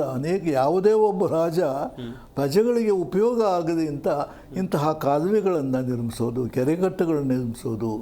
ಆದ್ದರಿಂದ ಕೆರೆಗಟ್ಟೆಗಳು ಸ್ವಲ್ಪ ಸಣ್ಣ ಪ್ರಮಾಣದ್ದು, ಇದು ಮಹಾ ದೊಡ್ಡ ಪ್ರಮಾಣದ್ದು. ನಾನು ಆಗಲೇ ಹೇಳಿದೆ, ಚೋಳ ವಂಶದ ಕರಿಕಾಲ ಚೋಳ ಅನ್ನೋ ಒಬ್ಬ ದೊರೆ ಆಗ 2000 ವರ್ಷಗಳಿಂದ, ಎಷ್ಟೋ ಸಾವಿರ ವರ್ಷಗಳಿಂದ ಒಂದು ಅಣೆಕಟ್ಟು ಕಟ್ಟಿದ್ದ. ಈ ಪ್ರಶ್ನೆ ಯಾತಕ್ಕೆ ಬಂತು ಅಂದರೆ, ಪ್ರತಿಯೊಬ್ಬನೂ ಕೂಡ ಅದರಲ್ಲೂ ಕೂಡ ನಾಯಕನಾದವನು, ಜನನಾಯಕನಾದವನು ತನ್ನ ಪ್ರಜೆಗಳಿಗೆ ಉಪಯೋಗ ಆಗದೆ ಅಂತ ಕೆರೆ ಕಟ್ಟಿಸ್ತಾನೆ, ಬಾವಿ ತೋಡಿಸ್ತಾನೆ. ಅಣೆಕಟ್ಟಂಥ ಒಂದು ಬೃಹತ್ ಯೋಜನೆಯನ್ನು ಮಹಾರಾಜರು ಮಾಡಿ ಕಷ್ಟಪಟ್ಟು ಅದರಲ್ಲಿ ಯಶಸ್ವಿಯಾದರು. ಯಾತಕ್ಕೆ ಬಂತು ಅನ್ನೋದು, ಅವರು ಪ್ರಜಾನುರಾಗ, ಪ್ರಜಾಹಿತಕ್ಕೋಸ್ಕರವೇ ಅವರು ಆಳಿದ್ರು ಅನ್ನೋದು ನಮಗೆಲ್ಲ ಚರಿತ್ರೆ ಗೊತ್ತಿರೋ ವಿಷಯವೇ. ಸರ್, ಇನ್ನೊಂದು ಕಡೆಯಲ್ಲಿ ಸರ್ ಎಂ ವಿಶ್ವೇಶ್ವರಯ್ಯ ಅವರ ಕೊಡುಗೆ ಈ ಕನ್ನಂಬಾಡಿ ಅಣೆಕಟ್ಟಿಗಾಗಿ. ವಿಶ್ವೇಶ್ವರಯ್ಯನವರು ದಿವಾನರಾಗಿದ್ದರು ಆ ಸಮಯದಲ್ಲಿ. ಅವರು ಅನೇಕ ಕಡೆ ಇಂತಹ ಯೋಜನೆಗಳನ್ನೆಲ್ಲ ಕೈಗೊಂಡಿದ್ದರು. ಅವರು ಕೂಡ ದಿವಾನರಾಗಿ ಬಂದು ಅಲ್ಲಿ ಸ್ವಲ್ಪ ವರ್ಷ ಈ ಇದರದ್ದು ಕೂಡ ತೊಡಗಿಕೊಂಡಿದ್ರು. ಆದರೆ ಆ ಪ್ಲ್ಯಾನ್ ಹಾಕಿದ್ದು, ಯೋಜನೆಯನ್ನು ತಯಾರು ಮಾಡಿದ್ದು ಕೆಲವು ಬ್ರಿಟಿಷ್ ಇಂಜಿನಿಯರ್ಸ್ ಕೂಡ ಮಾಡಿದರು. ವಿಶ್ವೇಶ್ವರಯ್ಯನವರು ಸಂಪೂರ್ಣವಾಗಿ ಅವರೊಬ್ಬರದೇ ಇದು ಕಾರ್ಯ ಅನ್ನೋದಕ್ಕಿಂತ ಅವರು ಅನೇಕ ರೀತಿಯಲ್ಲಿ ಅನೇಕ ಅಧಿಕಾರಿಗಳು, ಅನೇಕ ತಜ್ಞರು ಕೂಡ ಇದಕ್ಕೆ ನೆರವು ನೀಡಿ ಈ ಒಂದು ಯೋಜನೆಗೆ ಅವರು ಕಾರ್ಯನಿರ್ವಹಿಸಿದ್ದಾರೆ ಅಂತ ಹೇಳ್ಬೋದು. ಸರ್, ಆ ಕಾಲದಲ್ಲಿ ಅಂತ ಹೇಳಿದ್ರೆ ಟೆಕ್ನಾಲಜಿಗಳಿರಲಿಲ್ಲ, ಕಟ್ಟೋದು ಎಲ್ಲವೂ ಕೂಡ ಮ್ಯಾನ್ ಪವರಲ್ಲೇ ಆಗಬೇಕು. ಈಗಿನ ಥರ ಯಾವುದೇ ಒಂದು ಮಿಷನರಿಗಳ ಬಳಕೆ ಆಗ್ತಾ ಇರಲಿಲ್ಲ. ಅಂಥ ಸಂದರ್ಭದಲ್ಲಿ ಸಾಧ್ಯತೆಗಳ ಬಗ್ಗೆ ಯಾವ ರೀತಿಯಾದಂಥ ಪ್ಲಾನಿಂಗ್ ಇತ್ತು ಸರ್? ಇಲ್ಲ, ಮ್ಯಾನ್ ಪವರಿಂದಲೇ ಆಗ್ತಾ ಇತ್ತು. ಅಷ್ಟೇ ಅಲ್ಲ, 1960ರಲ್ಲಿ ತದಕಳದೆ ಶರಾವತಿ ಅಲ್ಲಿ ಕೂಡ ಇದೇ ಪದ್ಧತಿಯನ್ನೇ ಅನುಸರಿಸಿದ್ರು. ಚುರುಕಿ ಅಂತ ಒಂದು ಬಂಡೆ, ಸಿಮೆಂಟು ಮತ್ತು ಇದು ಸಿಮೆಂಟ್ ಇಲ್ಲ, ಇಟ್ಟಿಗೆ ಮತ್ತು ಸುಣ್ಣ ಇದನ್ನು ಚೆನ್ನಾಗಿ ರುಬ್ಬಿ ಅದನ್ನು ನುಣ್ಣುಪ್ಪು ಮಾಡಿ ಅದನ್ನು ಕಟ್ಟೋದು ಬಿಗಿಯಾಗಿ ಇಟ್ಕೊಳ್ತಾ ಇದ್ರು. ಆ ನಂತರವೂ ಕೂಡ ಚುರುಕಿಯನ್ನೇ ಉಪಯೋಗಿಸ್ತಾ ಇದ್ದರು. ಯಾವಾಗ ಕನ್ನಂಬಾಡಿ ಆದಮೇಲೂ ಇನ್ನೂ ಅನೇಕ ಅಣೆಕಟ್ಟುಗಳಲ್ಲೂ ಕೂಡ ಚುರುಕಿಯ ಉಪಯೋಗ ಇತ್ತು. ಆ ಮಿಷನರಿ ಬಂದಿದ್ದು, ಆಮೇಲೆ ಸಿಮೆಂಟ್ ಬಂದಿದ್ದು. ಆದ್ದರಿಂದ ಚುರುಕಿ ಬಹಳ ಉಪಯುಕ್ತವಾದ ಒಂದು ಸಾಧನವಾಗಿತ್ತು. ಅದ್ರ ಪ್ರಕಾರ ಕಟ್ಕೊಂಡು ಹೋದರು. ಒಳ್ಳೆ ಯೋಜನೆ ಆಯಿತು. ಅದರಿಂದ ಅನೇಕ ರೀತಿಯಲ್ಲಿ ಪ್ರಜೆಗಳು ಪ್ರಯೋಜನ ಪಡ್ಕೊಂಡ್ರು. ಅದು ಗೊತ್ತಿರೋ ವಿಷಯ ನಮಗೆ. ಸಾಕಷ್ಟು ಜನರ ಶ್ರಮ ಇದೆ ಇದರಲ್ಲಿ, ಖಂಡಿತವಾಗ್ಲು ಸಾಕಷ್ಟು ಜನರ ಶ್ರಮ ಇದೆ ಈ ಅಣೆಕಟ್ಟು. ಹೌದು, ಸಾಕಷ್ಟು ಜನರ ಶ್ರಮದಿಂದ ಈ ಅಣೆಕಟ್ಟು ಬಂತು, ತಲೆದೋರಿತು. ಅದರಿಂದ ಸಾಕಷ್ಟು ಜನ, ಸಾಕಷ್ಟು ಅನೇಕ ಪ್ರದೇಶಗಳು ಕೂಡ ಅವು ಪ್ರಯೋಜನ ಪಡ್ಕೊಂಡಿದ್ದಾವೆ ಅನ್ನೋದು ಕೂಡ ನಿಜವಾದ ಮಾತು. ಎಸ್ ಗಮನಿಸ್ತಾ ಇರ್ಬೋದು ವೀಕ್ಷಕರೇ, ಪ್ರೊಫೆಸರ್ ಎಂ ವಿ ಶ್ರೀನಿವಾಸ್ ಇತಿಹಾಸ ತಜ್ಞರು ಸಾಕಷ್ಟು ಮಾಹಿತಿಯನ್ನು ಕೊಡ್ತಾ ಇದ್ರು. ಈ ಕನ್ನಂಬಾಡಿ ಅಣೆಕಟ್ಟು ಯಾವ ರೀತಿಯಾಗಿ ನಿರ್ಮಾಣ ಆಯಿತು, ಅಂದಿನ ಕಾಲದಲ್ಲಿ ಟೆಕ್ನಾಲಜಿಗಳು ಇಲ್ಲದ ಕಾಲದಲ್ಲಿ ಒಂದು ದೊಡ್ಡ ಅಣೆಕಟ್ಟನ್ನು ನಿರ್ವಹಿಸಿ ರಾಜ್ಯದ ಜೀವನದಿಯಿಂದ ನೀರನ್ನು ಉಳಿಸಿ ಅದೆಷ್ಟೋ ರೈತರಿಗೆ ವರದಾನ ಆಗುವಂಥ ಕೆಲಸವನ್ನು ಯಾವ ರೀತಿಯಾಗಿ ಒಡೆಯರ್ ಮಾಡಿದ್ರು ಎನ್ನುವುದಾಗೂ ಕೂಡ ಹೇಳ್ತಾ ಇದ್ರು. ಹಾಗೆಯೇ ಪ್ರಮುಖವಾಗಿ ಗಮನಿಸಬೇಕಾಗುತ್ತೆ, ನಿನ್ನೆ ಸಚಿವರಾಗಿರುವಂಥ ಮಹದೇವಪ್ಪ ಅವರು ಕೊಟ್ಟಿರುವಂಥ ಹೇಳಿಕೆ, ಆ ಭಾಗದವರೇ ಆಗಿ ಸ್ವಲ್ಪ ತಿಳ್ಕೊಂಡು ಮಾತಾಡಬೇಕು ಇತಿಹಾಸ ಎನ್ನುವಂಥದ್ದಾಗಿ. ಯಾರೇ ಆಗಲಿ ಒಂದು ವೇದಿಕೆ ಮೇಲೆ ಮಾತನಾಡುವಂಥ ಸಂದರ್ಭದಲ್ಲಿ ಜವಾಬ್ದಾರಿಯುತವಾಗಿ ಮಾತನಾಡಬೇಕು. ಅಷ್ಟೇ ಅಲ್ಲದೆ ಜನ ಚಪ್ಪಾಳೆ ಏನು ಹೇಳಿದ್ರು ಜನ ಚಪ್ಪಾಳೆ ಹೊಡಿತಾರೆ, ಆದರೆ ಇಂಥ ಮಾತುಗಳು ಏಕೆ ಎನ್ನುವುದಾಗೂ ಕೂಡ ಒಂದಷ್ಟು ಚರ್ಚೆಗಳು ಆಗ್ತಾ ಇವೆ. ಹಾಗೆಯೇ ನಮ್ಮ ಈ ಕಾರ್ಯಕ್ರಮದಲ್ಲಿ ಮತ್ತೊಬ್ಬರು ಇತಿಹಾಸ ತಜ್ಞರಾಗಿರುವಂಥ ಪ್ರೊಫೆಸರ್ ತಲಕಾಡು ಚಿಕ್ಕರಂಗೇಗೌಡರು ಕೂಡ ಜಾಯ್ನ್ ಆಗಿದ್ದಾರೆ. ಸರ್ ನಮಸ್ಕಾರ, ಕಾರ್ಯಕ್ರಮಕ್ಕೆ ಸ್ವಾಗತ. ನಮಸ್ಕಾರ ಸರ್. ಏನಿದು ಸರ್ ಪದೇ ವಿವಾದಗಳು? ಒಂದು ಕಡೆಯಲ್ಲಿ ಮಹದೇವಪ್ಪ ಅವರು ಕೊಟ್ಟಿರುವಂಥ ಹೇಳಿಕೆ ವಿಚಾರವಾಗಿ ದೊಡ್ಡ ಮಟ್ಟದಲ್ಲಿ ಚರ್ಚೆ ಆಗ್ತಾ ಇದೆ. ಇತಿಹಾಸ ಬೇಕು ಸರ್ ನಮಗೆ, ಇತಿಹಾಸ ಏನು ಹೇಳುತ್ತೆ? ಅದಕ್ಕೆ ಮೊದಲು ಒಂದು ಸ್ಪಷ್ಟೀಕರಣ. ಓಕೆ. ಇತಿಹಾಸ ತಜ್ಞರು ಅವರ ಶಿಷ್ಯ ನಾನು. Okay okay. ಹೇಗೆ ನಮ್ಮನ್ನೆಲ್ಲ ತಯಾರು ಮಾಡಿರೋದು ಪ್ರೊಫೆಸರ್ ಎಂ ಎ ಶ್ರೀನಿವಾಸ್ ಅವರು. ಹೀಗಾಗಿ ಆ ಇತಿಹಾಸ ತಜ್ಞರ ಹೆಮ್ಮೆಯ ಶಿಷ್ಯರು ನಾವು ಅಂತ ಹೇಳ್ಕೊಳ್ಳೋದಕ್ಕೆ ಹೆಮ್ಮೆ ಪಡ್ತೀವಿ. ಒಂದು ಈಗ ನೀವು ಪ್ರಶ್ನೆ ಕೇಳಿದ್ರಿ ಸರ್. ಈಗ ರಾಜಕೀಯವಾಗಿ ಹೇಳಿಕೆಗಳು ಸಾವಿರಾರು ಬರಬಹುದು ಸರ್. ಒಂದೊಂದು ನಾಯಕರು ಒಂದೊಂದು ಪಕ್ಷಕ್ಕೆ ಸಂಬಂಧಿಸಿದಂತೆ ಹೇಳಿಕೆಯನ್ನು ಕೊಡ್ತಾರೆ. ಬಟ್ ಇತಿಹಾಸ ವೆರಿ ಇಂಪಾರ್ಟೆಂಟ್. ಇತಿಹಾಸ ಏನ್ ಹೇಳುತ್ತೆ ಸರ್? ಇತಿಹಾಸ ಸ್ಪಷ್ಟವಾಗಿ ಹೇಳುತ್ತೆ 1911ರಲ್ಲಿ KRS ಅನ್ನು ಪ್ರಾರಂಭ ಮಾಡಿದ್ದು ನಾಲ್ವಡಿ ಕೃಷ್ಣರಾಜ ಒಡೆಯರ್ ಕಾಲಘಟ್ಟದಲ್ಲಿ ಅಂತ. ಮುಕ್ತಾಯ ಆಗಿದ್ದು 1932ರಲ್ಲಿ ಅವರ ಕಾಲಘಟ್ಟದಲ್ಲೇ ಮುಕ್ತಾಯ ಆಯಿತು ಅಂತ ಹೇಳಿ. ಅದಕ್ಕೆ ಬೇಕಾದಂಥ ಹಣಕಾಸನ್ನು ಹೊಂದಿಸ್ಬೇಕಾದ್ರೆ ಅವರ ಪತ್ನಿ ಅವರ ತಾಯಿ ತಮ್ಮ ಒಡವೆಗಳನ್ನ ಕೊಟ್ಟರು ಅನ್ನೋದು ಕೂಡ ದಾಖಲೆ ಹೇಳುತ್ತೆ. ಸೊ ಇದು 1911ರಲ್ಲಿ ಪ್ರಾರಂಭ ಆಗಿರೋದ್ರಿಂದ ಟಿಪ್ಪು ಸುಲ್ತಾನ್ ಕಂಡಂಥ ಕನಸು 1791ರಲ್ಲಿ. ಆಗ ಅವರು ಒಂದು ಅಣೆಕಟ್ಟೆಯನ್ನು ಕಟ್ಟಬೇಕು ಅನ್ನೋಂಥ ಒಂದು ಅಭಿಲಾಷೆ ಹೊಂದಿದ್ದು ನಿಜ. ಆದರೆ ಅದು ಕಾರ್ಯರೂಪಕ್ಕೆ ಬರಲಿಲ್ಲ. ಅದಕ್ಕೆ ಒಂದು ಶಿಲಾನ್ಯಾಸವನ್ನು ಮಾಡಿದರು ಅಂತ ಹೇಳ್ತಾರೆ. ಇಲ್ಲಿ ಒಂದು ವಿಷಯವನ್ನು ನಾವು ಗಮನದಲ್ಲಿ ಇಟ್ಕೋಬೇಕು. ಈ KRS ಇರ್ಬೋದು, ಟಿಪ್ಪು ಸುಲ್ತಾನ್ ಕಟ್ಟಬೇಕಾಗಿರೋ ಅಣೆಕಟ್ಟೆ ಇರ್ಬೋದು, ಇವೆಲ್ಲವೂ ಕೂಡ ಕಾವೇರಿ ನದಿಗೆ ಸಂಬಂಧಪಟ್ಟಂತೆ ಇದೆ. ಕಾವೇರಿ ನದಿಗೆ ಅಣೆಕಟ್ಟೆಯನ್ನು ಕಟ್ಟಿದ್ದು ಇವರೇ ಮೊದಲಲ್ಲ, ಇವರೇ ಕೊನೆಯವರು ಅಲ್ಲ. ನಮ್ಮ ಶಾಸನಗಳನ್ನ ಅಧ್ಯಯನ ಮಾಡಿದ್ರೆ, ಅದರಲ್ಲೂ ವಿಶೇಷವಾಗಿ ಪಾಂಡವಪುರದ ಶಾಸನವನ್ನು ಅಧ್ಯಯನ ಮಾಡಿದ್ರೆ 905ನೇ ಇಸ್ವಿನಲ್ಲಿ 905 ಕ್ರಿಸ್ತಶಕ 905ನೇ ಇಸ್ವಿನಲ್ಲಿ ತಲೆನೆರೆ ಅನ್ನುವಂಥ ಊರಿನಲ್ಲಿ ಗಂಗರು ಒಂದು ಅಣೆಕಟ್ಟೆಯನ್ನು ಕಟ್ಟಿದ್ರು ಅಂತ ಶಾಸನ ಇದೆ. ಮಂಡ್ಯ ಇನ್ಸ್ಕ್ರಿಪ್ಷನ್ ಎಪಿಗ್ರಫಿಯ ಕರ್ನಾಟಕದಲ್ಲಿ ಪಾಂಡವಪುರದ ಇದರಲ್ಲಿ ಆ ಇನ್ಸ್ಕ್ರಿಪ್ಷನ್ ಇದೆ. ಅಂದರೆ 905ನೇ ಇಸ್ವಿನಲ್ಲಿ ಅಂತ ಹೇಳಿದ್ರೆ ಇವತ್ತಿಗೆ 1120 ವರ್ಷಗಳ ಹಿಂದೆನೇ ಹರಿಯುವಂಥ ಕಾವೇರಿ ನದಿಗೆ ಗಂಗರು ಒಂದು ಅಣೆಕಟ್ಟೆಯನ್ನು ಕಟ್ಟಿದ್ರು. ಅದು ತಲೆನೆರೆ ಅನ್ನುವಂಥ ಊರು. ಕ್ರಮೇಣ ಆ ಊರ ಹೆಸರು ಈಗಿಲ್ಲ. ಅದನ್ನ ಈಗ ಸೀತಾಪುರ ರಾಂಪುರ ಅಂತೇಳಿ ಕರೀತಾರೆ. ಅದರ ಮಧ್ಯದಲ್ಲಿರುವಂಥ ಜಾಗದಲ್ಲಿ ಒಂದು ಅಣೆಕಟ್ಟೆಯನ್ನು ಕಟ್ಟಿದ್ರು. ಅದರ ಪಳೆಯುಳಿಕೆ ಇವತ್ತಿಗೂ ಇದ್ದಾವೆ. ಅಂದರೆ ಕಾವೇರಿ ನದಿಗೆ ಕನ್ನಡಿಗರಿಂದ ಮೊದಲನೇ ಸಾರಿ ಅಣೆಕಟ್ಟೆಯನ್ನು ಕಟ್ಟಿದ್ದು ತಲಕಾಡಿನ ಗಂಗರು ಅನ್ನೋದು ನಿರೂಪಿತ ಆಯಿತು. ಅದು ಮೊದಲನೇ. ಹೌದು, ಗಂಗರು 905ನೇ ಇಸ್ವಿನಲ್ಲಿ ಅವರೇ ಆಳ್ವಿಕೆ ಮಾಡ್ತಾ ಇದ್ರು. ಈ ಮಂಡ್ಯ ಈ ಪ್ರಾಂತ್ಯ ಎಲ್ಲ ಅವರ ಗಂಗವಾಡಿ 96,000ದಲ್ಲೇ ಬರ್ತಾ ಇತ್ತು. ಅದಾದಮೇಲೆ ಇನ್ನೊಂದು ಬಹಳ ಮುಖ್ಯವಾದಂಥ ಶಾಸನ ನಮಗೆ ಸಿಗೋದು ಪೂರಿಗಾಲಿ ಹತ್ರ ಮುಡುಕುತೊರೆ ಅಂತ ಇದೆ. ತಲಕಾಡು ಮತ್ತು ಪೂರಿಗಾಲಿ ಮಧ್ಯದಲ್ಲಿ ಮುಡುಕುತೊರೆ ಅಂತ, ಅಲ್ಲಿ ಮಾಧವ ಮಂತ್ರಿ ಅಣೆಕಟ್ಟೆ ಅಂತ ಇನ್ನೊಂದು ಸಿಗುತ್ತೆ. ಅದು 1340ರ ಆಸುಪಾಸಿನಲ್ಲಿ ಅದನ್ನು ಕಟ್ಟಿದ್ದು ಅಂತೇಳಿ ಶಾಸನಗಳು ಹೇಳ್ತಾ ಇದ್ದಾವೆ. ನಾನು ಅದರ ಬಗ್ಗೆ ಸಂಶೋಧನೆ ಮಾಡಿ ನಮ್ಮ ತಲಕಾಡಿನ ಬಗ್ಗೆನೇ ಡಾಕ್ಟ್ರೇಟ್ ಮಾಡ್ಬೇಕಾದ್ರೆ ನಮ್ಮ ಗುರುಗಳು ಇವರೆಲ್ಲ ಮಾರ್ಗದರ್ಶನದಲ್ಲಿ ನಾನು ಡಾಕ್ಟ್ರೇಟ್ ಕೂಡ ಪಡ್ಕೊಂಡಿದ್ದೀನಿ.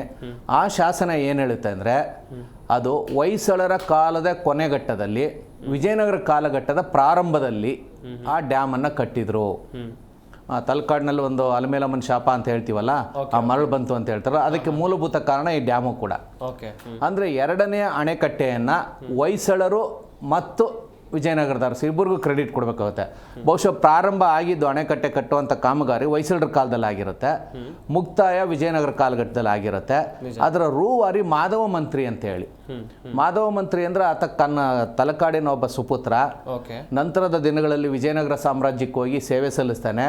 ಗೋವಾವನ್ನು ಇನ್ಚಾರ್ಜ್ ಆಗಿರ್ತಾನೆ. ಗೋವಾದಲ್ಲಿ ಯುದ್ಧ ಮಾಡಿ ಗೋವಾನ ಸೇರಿಸ್ಕೊಂಡಿರ್ತಾನೆ. ಮತ್ತು ಇವತ್ತಿನ ಕುಕ್ಕೆ ಸುಬ್ರಹ್ಮಣ್ಯ ದೇವಸ್ಥಾನ ಇರ್ಬೋದು, ಹಲವಾರು ದೇವಾಲಯಗಳನ್ನು ಅವನು ಕಟ್ಟದ ಅಂತ ದಾಖಲೆಗಳು ಹೇಳುತ್ತೆ. ಸುಮಾರು 99 ವರ್ಷಗಳ ಕಾಲ ಮಾಧವ ಮಂತ್ರಿ ಬದುಕಿದ್ದ ಅಂತಲೂ ಹೇಳ್ತಾರೆ. ಮತ್ತು ಅವನು ಬಹುಶ್ರುತ ವಿದ್ವಾಂಸ. ನೀರಾವರಿ ತಜ್ಞನೂ ಹೌದು, ಶಾಸ್ತ್ರಗಳನ್ನು ಬಲ್ಲವನೂ ಹೌದು, ಆಡಳಿತ ನಡೆಸೋದು ಗೊತ್ತಿತ್ತು, ಯುದ್ಧವನ್ನು ಮಾಡೋದು ಗೊತ್ತಿತ್ತು. ಅವನ ಕಾಲಘಟ್ಟದಲ್ಲಿ ಹಲವಾರು ದೇವಾಲಯಗಳು ಕಟ್ಟಲ್ಪಟ್ಟಿದೆ ಅಂತಲೇ ಹೇಳ್ತಾರೆ. ಅವನು ಈ ಡ್ಯಾಮನ್ನು ಕಟ್ಟಿದ ಅಂತೇಳಿ ಮಾಧವ ಮಂತ್ರಿ ಅಣೆಕಟ್ಟೆ ಅಂತ ಅವನ ಹೆಸರನ್ನ ಇಟ್ಟಿದ್ದಾರೆ. ಅಂದರೆ ಗಂಗರ ಕಾಲದಲ್ಲಿ ಒಂದು ಅಣೆಕಟ್ಟು ಕಾವೇರಿ ನದಿ ಕಟ್ಟಿದ್ರು, ದಾಖಲೆ ಇದೆ. ಹೊಯ್ಸಳರು ಮತ್ತು ವಿಜಯನಗರ ಕಾಲಘಟ್ಟದಲ್ಲಿ ಇನ್ನೊಂದು ಅಣೆಕಟ್ಟು ಕಟ್ಟಿದ್ರು, ದಾಖಲೆ ಇದೆ. ಬಹುಶಃ ಈ ಅಣೆಕಟ್ಟೆ ಕಟ್ಟುವಂಥ ಪರಂಪರೆ ಇದೆಯಲ್ಲ, ಈ ನೆಲದ ಯಾರೇ ಆಳ್ವಿಕೆ ಮಾಡಕ್ಕೆ ಬಂದರೂ ಅವರಿಗೆ ಅದು ಒಲ್ದು ಬಿಡುತ್ತೆ. ಆ ಒಂದು ಹಿನ್ನೆಲೆಯಲ್ಲಿ ಟಿಪ್ಪು ಸುಲ್ತಾನ್ ಕೂಡ 1791ರಲ್ಲಿ, ಯಾಕೆಂದ್ರೆ ಅವಾಗ ಸಂಪೂರ್ಣ ಪೀಸ್ಫುಲ್ ಆಗಿರುತ್ತೆ. ಎರಡನೇ ಮೈಸೂರು ಯುದ್ಧ ಆಗೋದು 1780ರಲ್ಲಿ. ಓಕೆ. ಅದಾದ ಮೇಲೆ ಬ್ರಿಟಿಷರನ್ನು ಸೋಲಿಸ್ತಾರೆ ಹೈದರಾಲಿ ಮತ್ತು ಟಿಪ್ಪು ಸುಲ್ತಾನ್. ಅದಾದಮೇಲೆ 1782ರಲ್ಲಿ ಹೈದರಾಲಿ ತೀರ್ಕೊಂಡ್ಬಿಡ್ತಾರೆ. ಓಕೆ. ಟಿಪ್ಪು ಸುಲ್ತಾನ್ ಇನ್ಚಾರ್ಜ್ ಆಗ್ತಾರೆ. ಬಂದಾಗ ಶರವೇಗದಲ್ಲಿ ಮೈಸೂರು ಸಂಸ್ಥಾನವನ್ನು ಅಭಿವೃದ್ಧಿಪಡಿಸ್ತಾರೆ. 1782ರಿಂದ 1791ರವರೆಗೆ ಯಾವುದೇ ತೊಂದರೆ ಇರಲ್ಲ, ಸುಸೂತ್ರವಾಗಿ ನಡೀತಾ ಇರುತ್ತೆ. ಹಲವಾರು ಪ್ರಯೋಗಗಳನ್ನು ಮಾಡ್ತಾರೆ, ಹಲವಾರು ಇಂಡಸ್ಟ್ರಿಗಳನ್ನ ಪ್ರಾರಂಭ ಮಾಡ್ತಾರೆ. ಟೌನ್ಶಿಪ್ ಅಂತ ನಾವು ಕರಿತೀವಿ, ತಾರಾಮಂಡಲ್ ಅಂತೇಳಿ. ಸುಮಾರು 5 ಇಂಡಸ್ಟ್ರಿಯಲ್ ಟೌನ್ಶಿಪ್ಗಳನ್ನು ಟಿಪ್ಪು ಸುಲ್ತಾನು ಫ್ರೆಂಚರ ನೆರವಿನಿಂದ ತನ್ನ ಪ್ರಾಂತ್ಯದಲ್ಲಿ ತೆರೆದ ಅಂತಲೂ ಒಂದು ದಾಖಲೆ ಹೇಳುತ್ತೆ. ಮೈಸೂರಲ್ಲೊಂದು, ಶ್ರೀರಂಗಪಟ್ಟಣದಲ್ಲೊಂದು, ಬೆಂಗಳೂರಲ್ಲೊಂದು, ಚಿತ್ರದುರ್ಗದಲ್ಲಿ ಒಂದು, ಇನ್ನೊಂದು ಬಿದನೂರು ಅಂತೇಳಿ. ಅಂದರೆ ಕೈಗಾರಿಕಾ ಕ್ರಾಂತಿ ಒಂದು ರೀತಿಯಲ್ಲಿ ಆತನ ಕಾಲದಲ್ಲಿ ನಡೀತಾ ಇತ್ತು. ಆ ಉಚ್ಛ್ರಾಯ ಸ್ಥಿತಿಯಲ್ಲಿ ಟಿಪ್ಪು ಸುಲ್ತಾನು ಹರಿಯುವಂಥ ಕಾವೇರಿ ನದಿಗೆ ಯಾಕೆ ಒಂದು ಡ್ಯಾಮ್ ಕಟ್ಟಬಾರ್ದು ಅನ್ನುವಂಥ ಒಂದು ಆಲೋಚನೆ ಬಂದಿರುತ್ತೆ. ಅಥವಾ ಆ ಕಾಲಘಟ್ಟದಲ್ಲಿ ಇದ್ದಂಥ ನೀರಾವರಿ ತಜ್ಞರು, ಎಲ್ಲರ ಕಾಲಘಟ್ಟದಲ್ಲೂ ನೀರಾವರಿ ತಜ್ಞರು ಇರ್ತಾರೆ. ನೀರಾವರಿ ತಜ್ಞರು ಅಂದರೆ ಈಗಿನ ಥರ ಏನು ಇಂಜಿನಿಯರಿಂಗೇ ಮಾಡಿರ್ಬೇಕಂತ ಏನಿಲ್ಲ. ಈಗ ಮಾಧವ ಮಂತ್ರಿನೂ ನೀರಾವರಿ ತಜ್ಞ. ಹಾಗೇನೇ 905ನೇ ಇಸ್ವಿನಲ್ಲಿ ತಲಕಾಡಿನ ಗಂಗರು ಒಂದು ಡ್ಯಾಮ್ ಕಟ್ಟಿದ್ರಲ್ಲ, ಆ ನೀರಾವರಿ ತಜ್ಞ ಯಾರು ಅಂದರೆ ಶ್ರವಣ ಬೆಳಗೊಳದ ಒಬ್ಬ ಜೈನ ಮುನಿ. ಅಂದರೆ ನಮ್ಮಲ್ಲಿ ಏನಾಗಿದೆ, ನೀರಾವರಿ ತಜ್ಞರು ಅಂದರೆ ಅವರು ಒಂಥರ ವಿಶೇಷವಾಗಿರ್ಬೇಕಂತ ತಿಳ್ಕೊಳ್ತಾರೆ. ಹಾಗಲ್ಲ, ಸಾಮಾನ್ಯ ಜನರಲ್ಲೂ ಆ ಜ್ಞಾನ ಇರುತ್ತೆ. ಯಾರೋ ಆ ನೀರಾವರಿಗೆ ಸಂಬಂಧಪಟ್ಟ ಅಂತವರು ಟಿಪ್ಪು ಸುಲ್ತಾನ್ ಗಮನಕ್ಕೆ ತಂದಿರ್ತಾರೆ, ನಿಮ್ಮ ರಾಜ್ಯದಲ್ಲಿ ಎಲ್ಲಾ ರೀತಿಯ ಅಭಿವೃದ್ಧಿ ನಡೀತಾ ಇದೆ, ಒಂದು ಡ್ಯಾಮ್ ಕಟ್ಟಿ ಅಂತ. ಆಗ ಅವರು ಒಂದು ಡ್ಯಾಮ್ ಕಟ್ಟಬೇಕು ಅಂತ ಹೇಳಿ 1791ರಲ್ಲಿ ಒಂದು ಪ್ಲಾನ್ ಹಾಕಿ ಅದಕ್ಕೆ ದುಡ್ಡನ್ನು ಕೂಡ ಎತ್ತಿಟ್ಟಿದ್ರು ಅನ್ನೋ ಅಂತ ಒಂದು ದಾಖಲೆ ಸಿಗುತ್ತೆ. ಆ ದುಡ್ಡನ್ನು ಒಂದು ಚೀಲದಲ್ಲಿ ಹಾಕಿ ಅದ್ರ ಮೇಲೆ ಒಂದು ಬರೀತಾರೆ, ಈ ಹಣವನ್ನ ಯಾವುದೇ ಕಾರಣಕ್ಕೂ ಬೇರೆ ಇದಕ್ಕೆ ಉಪಯೋಗಿಸ್ಕೊಳ್ಳಬಾರದು, ಇದನ್ನ ಸಾರ್ವಜನಿಕವಾಗಿ ಉಪಯೋಗ ಆಗುವಂತ ಅಣೆಕಟ್ಟೆಗೆ ಬಳಸ್ಕೋಬೇಕು ಅಂತ ಹೇಳಿ ಎತ್ತಿರ್ತಾರೆ. ಅಂದ್ರೆ ಅಲೋಕೇಶನ್ ಆಫ್ ಬಡ್ಜೆಟ್ ಅಂತ ನಾವು ಕರಿತೀವಿ. ಅದನ್ನು ಎತ್ತಿಟ್ಟಿದ್ದು ನಿಜ. ಆದರೆ ಆ ಸಂದರ್ಭದಲ್ಲಿ ಥರ್ಡ್ ಮೈಸೂರು ವಾರ್ ಡಿಕ್ಲೇರ್ ಆಗುತ್ತೆ. ಬ್ರಿಟಿಷರಿಗೂ ಟಿಪ್ಪು ಸುಲ್ತಾನ್ಗೂ ಮೂರನೇ ಮೈಸೂರು ಯುದ್ಧ ಪ್ರಾರಂಭ ಆಗುತ್ತೆ. Yes sir. ಸರ್, ಆಗಲೇ ಒಂದಷ್ಟು ಇತಿಹಾಸದ ಕುರಿತಾಗಿ ಹೇಳ್ತಾ ಇದ್ರೆ, ಹಾಗೇನೆ ಇನ್ನೊಂದು ವಿಚಾರ ಅಂತ ಹೇಳಿದ್ರೆ, HC ಮಹದೇವಪ್ಪ ಅವರು ಈ ಹೇಳಿಕೆಗೆ ಕ್ಲಾರಿಟಿ ಕೊಡುವಂತ ಸಂದರ್ಭದಲ್ಲಿ ಅಲ್ಲೊಂದು ಕಲ್ಲಿತ್ತು, ಆ ಕಲ್ಲಿನ ಮೇಲೆ ಪರ್ಷಿಯನ್ ಲಿಪಿಗಳಿತ್ತು ಎನ್ನುವುದಾಗಿ ಹೇಳಿದ್ರು. ಇದು ನಿಜಾನಾ ಸರ್? ಕಲ್ಲಿನ ಕಥೆನೂ ಹೇಳ್ತೀನಿ. ಓಕೆ. ಕಲ್ಲಲ್ಲ, ಅದು ಒಂದು ಶಾಸನ. Okay okay okay. ಟಿಪ್ಪು ಸುಲ್ತಾನರ ಕಾಲದಲ್ಲಿ ಹಾಕಿದ್ದು ಅಂತ ಹೇಳ್ತಾರೆ. ಆದ್ರೆ ಅದರ ಟೆಕ್ಸ್ಟ್ ಸಂಪೂರ್ಣ ನೋಡಿದ್ರೆ ಇಲ್ಲಿ ಒಂದು ಸಂಶಯ ಬರುತ್ತೆ. ಯಾಕೆಂದ್ರೆ ಎಷ್ಟೋ ಸಾರಿ ನಾವು ಕೆಲವು ಸಾರಿ ಇವತ್ತಿನ ಸತ್ಯ ನಾಳೆಗೆ ಸುಳ್ಳಾಗ್ಬೋದು, ಇತಿಹಾಸದಲ್ಲಿ ಅದು ಸಂಭವಗಳಿದಾವೆ.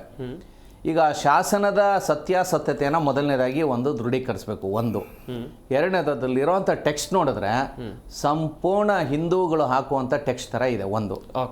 ಎರಡನೇದಾಗಿ ಟಿಪ್ಪು ಸುಲ್ತಾನು ಹಲವಾರು ಕಾಮಗಾರಿಗಳನ್ನ ಮಾಡಿದ್ದಾರೆ. ಅರಮನೆ ಕಟ್ಸಿದ್ದಾರೆ, ಡೋಮ್ ಕಟ್ಸಿದ್ದಾರೆ, ಬೇರೆ ಬೇರೆ ಸಾಕಷ್ಟು ಸಾರ್ವಜನಿಕವಾಗಿ ಬೇಕಾಗಿರುವಂಥ ಸಾಕಷ್ಟು ಕಟ್ಸಿದ್ದಾರೆ. ಅಲ್ಲೆಲ್ಲೂ ಕೂಡ ಶಿಲಾನ್ಯಾಸದ ಸ್ಮಾರಕ ಶಿಲೆಗಳನ್ನು ಹಾಕಿಲ್ಲ, ಇದೊಂದಕ್ಕೆ ಹಾಕಿದ್ದಾರೆ. ಇದು ಒಂದು ಪ್ರಶ್ನೆ ಬರುತ್ತೆ ಒಂದು. ಎರಡನೇದಾಗಿ ಅದು KRS ಅಲ್ಲಿ ಹೇಗೆ ಬಂತು ಅನ್ನೋದಕ್ಕೆ ಒಂದು ಕತೆ ಇದೆ. ಅದು ನಾನು ಈಗಾಗಲೇ ಹೇಳಿದಾಗೆ 1911ರಲ್ಲಿ ಡ್ಯಾಮನ್ನು ಕಟ್ಟೋದಕ್ಕೆ ಇವ್ರು ಪ್ರಾರಂಭ ಮಾಡಿದ್ರು. ಯಾರು? ನಾಲ್ವಡಿ ಕೃಷ್ಣರಾಜ ಒಡೆಯರು. ಹಲವಾರು ಜನ ದಿವಾನರು, ಹಲವಾರು ಜನ ಇಂಜಿನಿಯರ್ಗಳು ಬಂದರು, ಹೋದ್ರು, ನಡೀತಾ ಇತ್ತು. ಅದೊಂದು ದೊಡ್ಡ ಪ್ರಕ್ರಿಯೆ. ಅದರಲ್ಲಿ ವಿಶ್ವೇಶ್ವರಯ್ಯನವ್ರ ಪಾತ್ರನೂ ಅಪಾರವಾಗಿದೆ, ಬೇರೆ ಬೇರೆಯವ್ರ ಪಾತ್ರನೂ ಅಪಾರವಾಗಿದೆ, ಬ್ರಿಟಿಷ್ ತಂತ್ರಜ್ಞರ ಪಾತ್ರನೂ ಅಪಾರವಾಗಿದೆ. ಆಗುವಾಗ ಮಧ್ಯದಲ್ಲಿ ಹಣಕಾಸಿನ ತೊಂದರೆ ಬರುತ್ತೆ. ಆಗ ಆ ಹಣಕಾಸು ಎಷ್ಟು ಬೇಕಾಗಿತ್ತು ಅಂದರೆ, ಅಕಾರ್ಡಿಂಗ್ ಟು ಗೆಜೆಟಿಯರ್ ನಾನು ನಿಮ್ಗೆ ಹೇಳೋದು, 365 ಲಕ್ಷ ಅಂದರೆ 3.65 crores, 3.65 ಲಕ್ಷ ಅಂದ್ರೆ ಹತ್ತತ್ರ 3.25 ಕೋಟಿ ಮೇಲ್ಗಡೆ ದುಡ್ಡು ಬೇಕಾಗುತ್ತೆ. ಆವತ್ತಿನ ಮೈಸೂರು ಸಂಸ್ಥಾನದ ಆದಾಯನ ಹತ್ತತ್ರ 1 ಕೋಟಿ. ಇದು 3.5 ವರ್ಷದ ಬಡ್ಜೆಟನ್ನು ಎತ್ತಿಡಬೇಕು ಅನ್ನುವಂಥ ಒಂದು ಪ್ರಪೋಸಲ್ಲು ಅಂದಿನ ಫೈನಾನ್ಸ್ ಮಿನಿಸ್ಟರ್ ಬ್ಯಾನರ್ಜಿ ಅನ್ನೋರ ಮುಂದೆ ಹೋಗುತ್ತೆ ಫೈಲು. ಬ್ಯಾನರ್ಜಿ ಅದನ್ನು ಓದ್ಬಿಟ್ಟು, ಇಲ್ಲ ಇಷ್ಟೊಂದು ದುಡ್ಡನ್ನು ಕೊಡೋಕ್ಕಾಗಲ್ಲ ಒಂದು ಪ್ರಾಜೆಕ್ಟ್ಗೋಸ್ಕರ, ನಾವು ರಾಜ್ಯ ನಡೆಸಬೇಕು, ಬೇರೆದಕ್ಕೆಲ್ಲ ದುಡ್ಡು ಬೇಕು, ಇದಾಗಲ್ಲ ಅಂತ ರಿಜೆಕ್ಟ್ ಮಾಡಿಬಿಡ್ತಾರೆ. ಈ ವಿಷಯ ಮಹಾರಾಜರಿಗೆ ಗೊತ್ತಾಗುತ್ತೆ.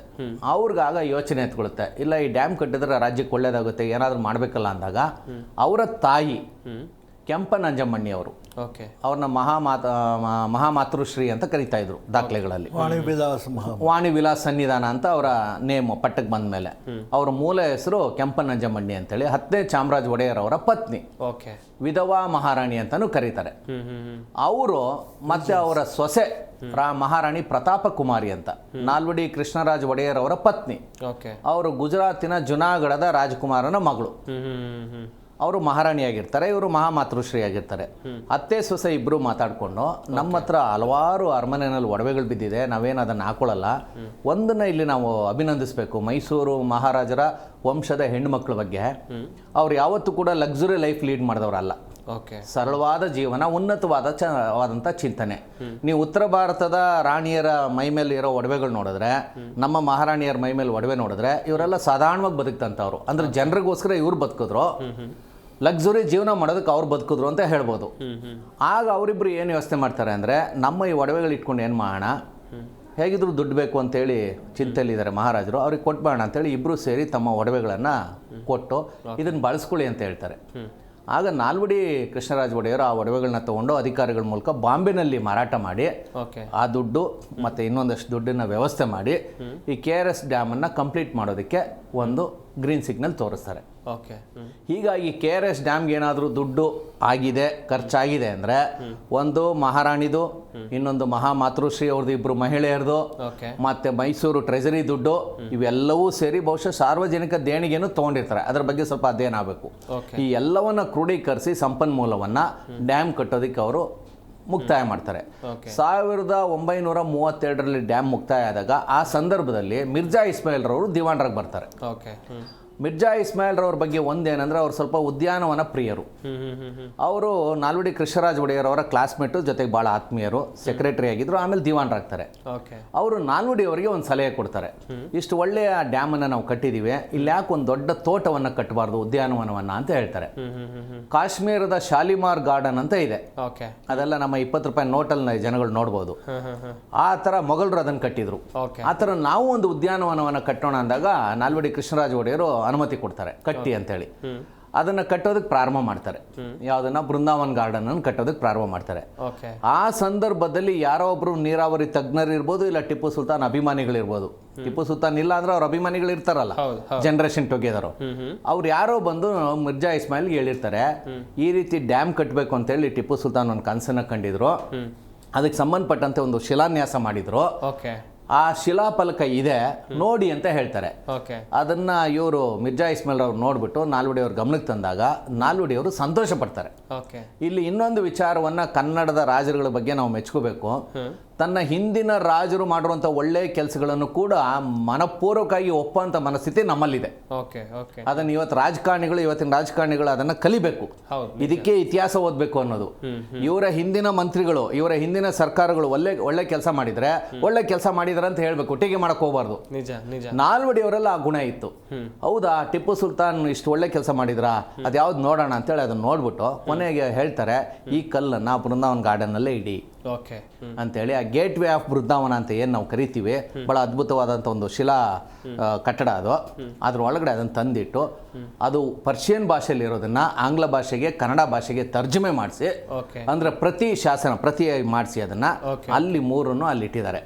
ಬಹುಶಃ ಮಹಾದೇವಪ್ಪನವರು ಅಥವಾ ಅವರ ಅಭಿಮಾನಿಗಳು ಅದನ್ನು ನೋಡ್ಬಿಟ್ಟು ಪ್ರಾರಂಭದಲ್ಲೇ ಇದು ಇರೋದ್ರಿಂದ ಈ KRSನ ಶಿಲಾನ್ಯಾಸ ಮಾಡೋದಕ್ಕೆ ಟಿಪ್ಪು ಸುಲ್ತಾನೇ ಮೊದಲನೇ ಕಾರಣ ಅನ್ನುವಂಥ ತಪ್ಪು ಅಭಿಪ್ರಾಯಕ್ಕೆ ಬಂದಿರ್ಬೋದು.